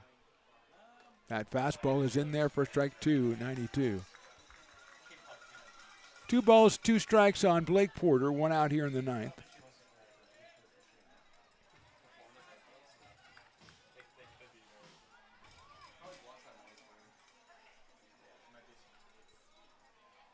So coming up on the 2-2 pitch. Breaking ball's in there, call strike 3. Beautiful pitch. Froze Porter for the second out, and a second strikeout from Michelle, and that'll bring up Miles Clayton. A couple of ground outs, a fly out, and a hit by pitch for Miles. He is 0 for 3.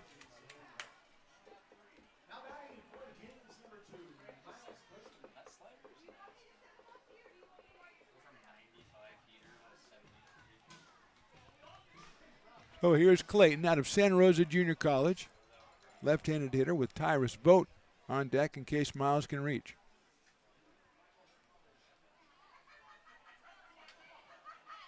That's in the dirt. Goes all the way back to the backstop. Forget about that one. We'll throw a new one out. 1 ball and no strikes.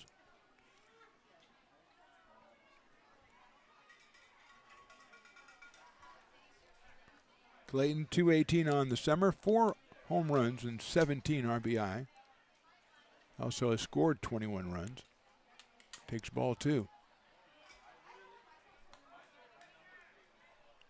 Boat on deck is only 1 home run on the summer, but has a couple of hits tonight and a deep fly ball as well, so he's swinging the bat well.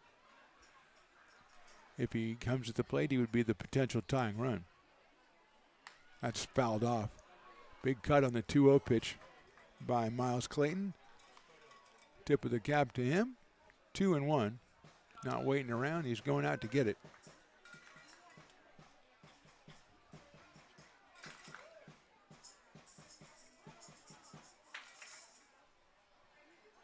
Left-hander against the right-hander, Michelle.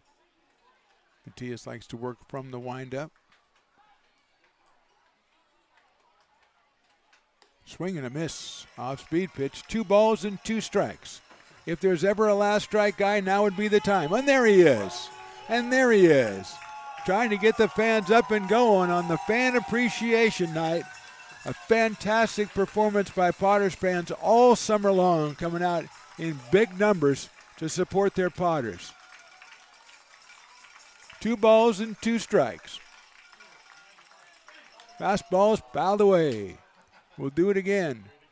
Last strike guys, you got to do it again. If there's any last strike guys at home trying to learn how to become last strike guys, you got to keep it going. You can't let the momentum ebb. Okay, he's doing a pretty good job. He's a fine guy to get it going, but then he just lets it lag a little bit. We'll talk to him when we do our post-mortems. Fans up behind home plate for the 2-2. Here it is. Swing and a miss. That's your ball game.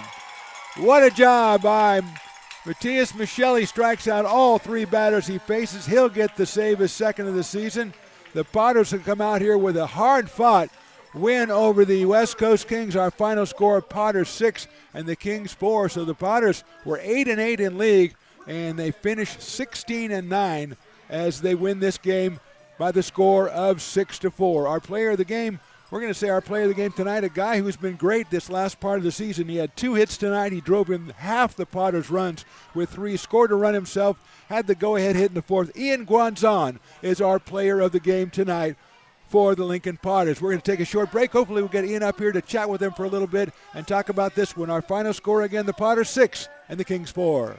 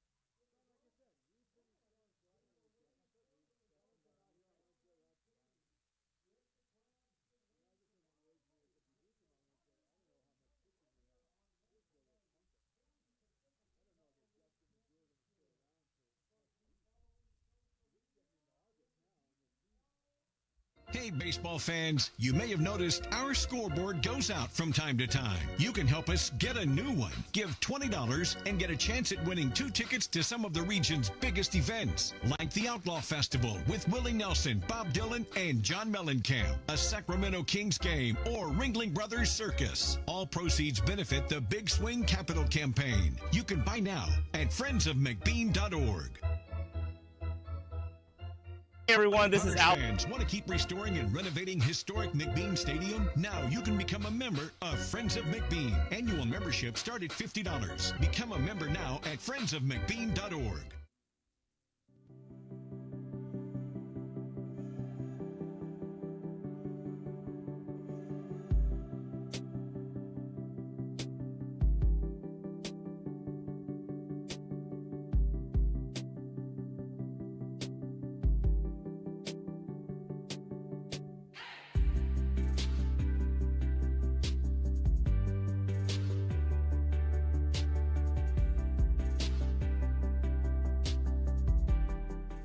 Here in Michigan, we do more than just survive the winter. We thrive during it.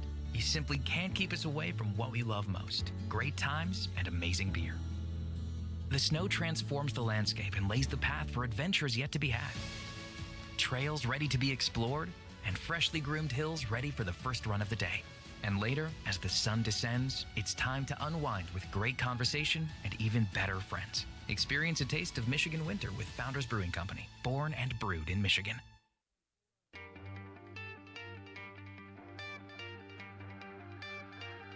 Gooseport Public House. We have sports on 10 big screen TVs, 23 beer taps with classics and crafts, a full bar with creative craft mixed drinks, live music, and most importantly, great fresh food. In downtown Roseville off Vernon Street. Only 15 minutes from the ballpark. See ya at Gooseport.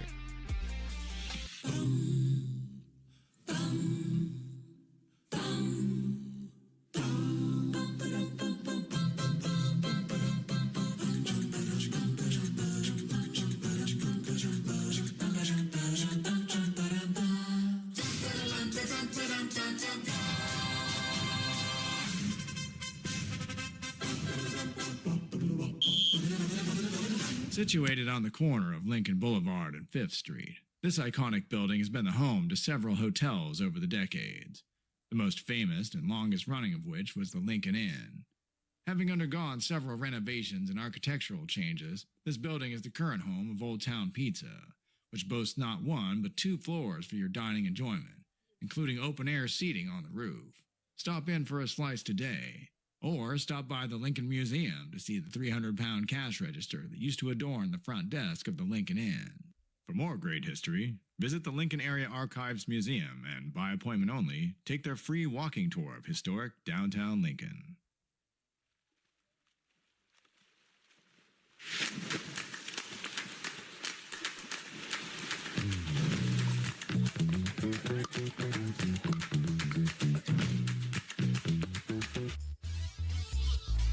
Potters post game after a big win. They beat the West Coast Kings 6-4. That's Luke Stoutwalker right there. Martha Phantom Low here. Evan the engineer over there. Ian Guanzon's our player of the game. It's a madhouse down there around the dugout. So if we get word to him and he comes up, that'll be great. If not, we just wanted to wrap this one up saying the Potters went down early. We're down 3-0 in this one. Came back and took the lead on a 2-run Ian Guanzon single, ironically enough, in the fourth inning.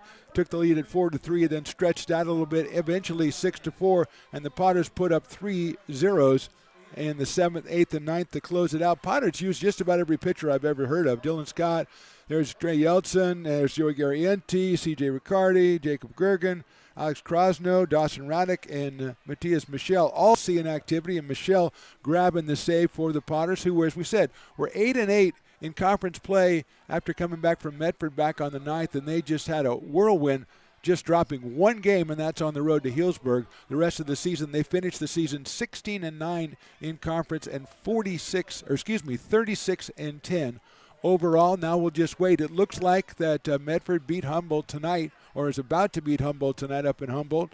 So it'll all come down to tomorrow. If the Rogues win that game in Humboldt, then the Rogues will finish second, tying with the Potters, and they will get the tiebreaker because they took the season series against Lincoln. If they don't, the Potters now are in there with their record of 16-9, and they would get the nod, and they would host the Healdsburg Prune Packers, and that would happen on Wednesday at 6:35. So stay tuned to LincolnPotters.com for all the information on that. So if we do not talk to you again this season, thanks so much for watching, all of you. We had great numbers. We had great engagement. Really enjoyed it. Evan the engineer was fantastic. Everybody here is great. Willie Preston, of course, a marvelous PA guy, and thanks to everybody at the Potters for all the help that they gave us, and thanks to the rest of the interns, the ones in here and the ones down on the field. Thank you to Eli Garcia and all the coaches for all the cooperation they gave us, and to the players when we were able to talk to them. Let's recap it one more time. Our Potters win it tonight. Ian Guanzon's our player of the game. Our final, the Potters 6 and the West Coast Kings 4. Hopefully we'll see you again. If not, thanks for watching. We'll see you down the road.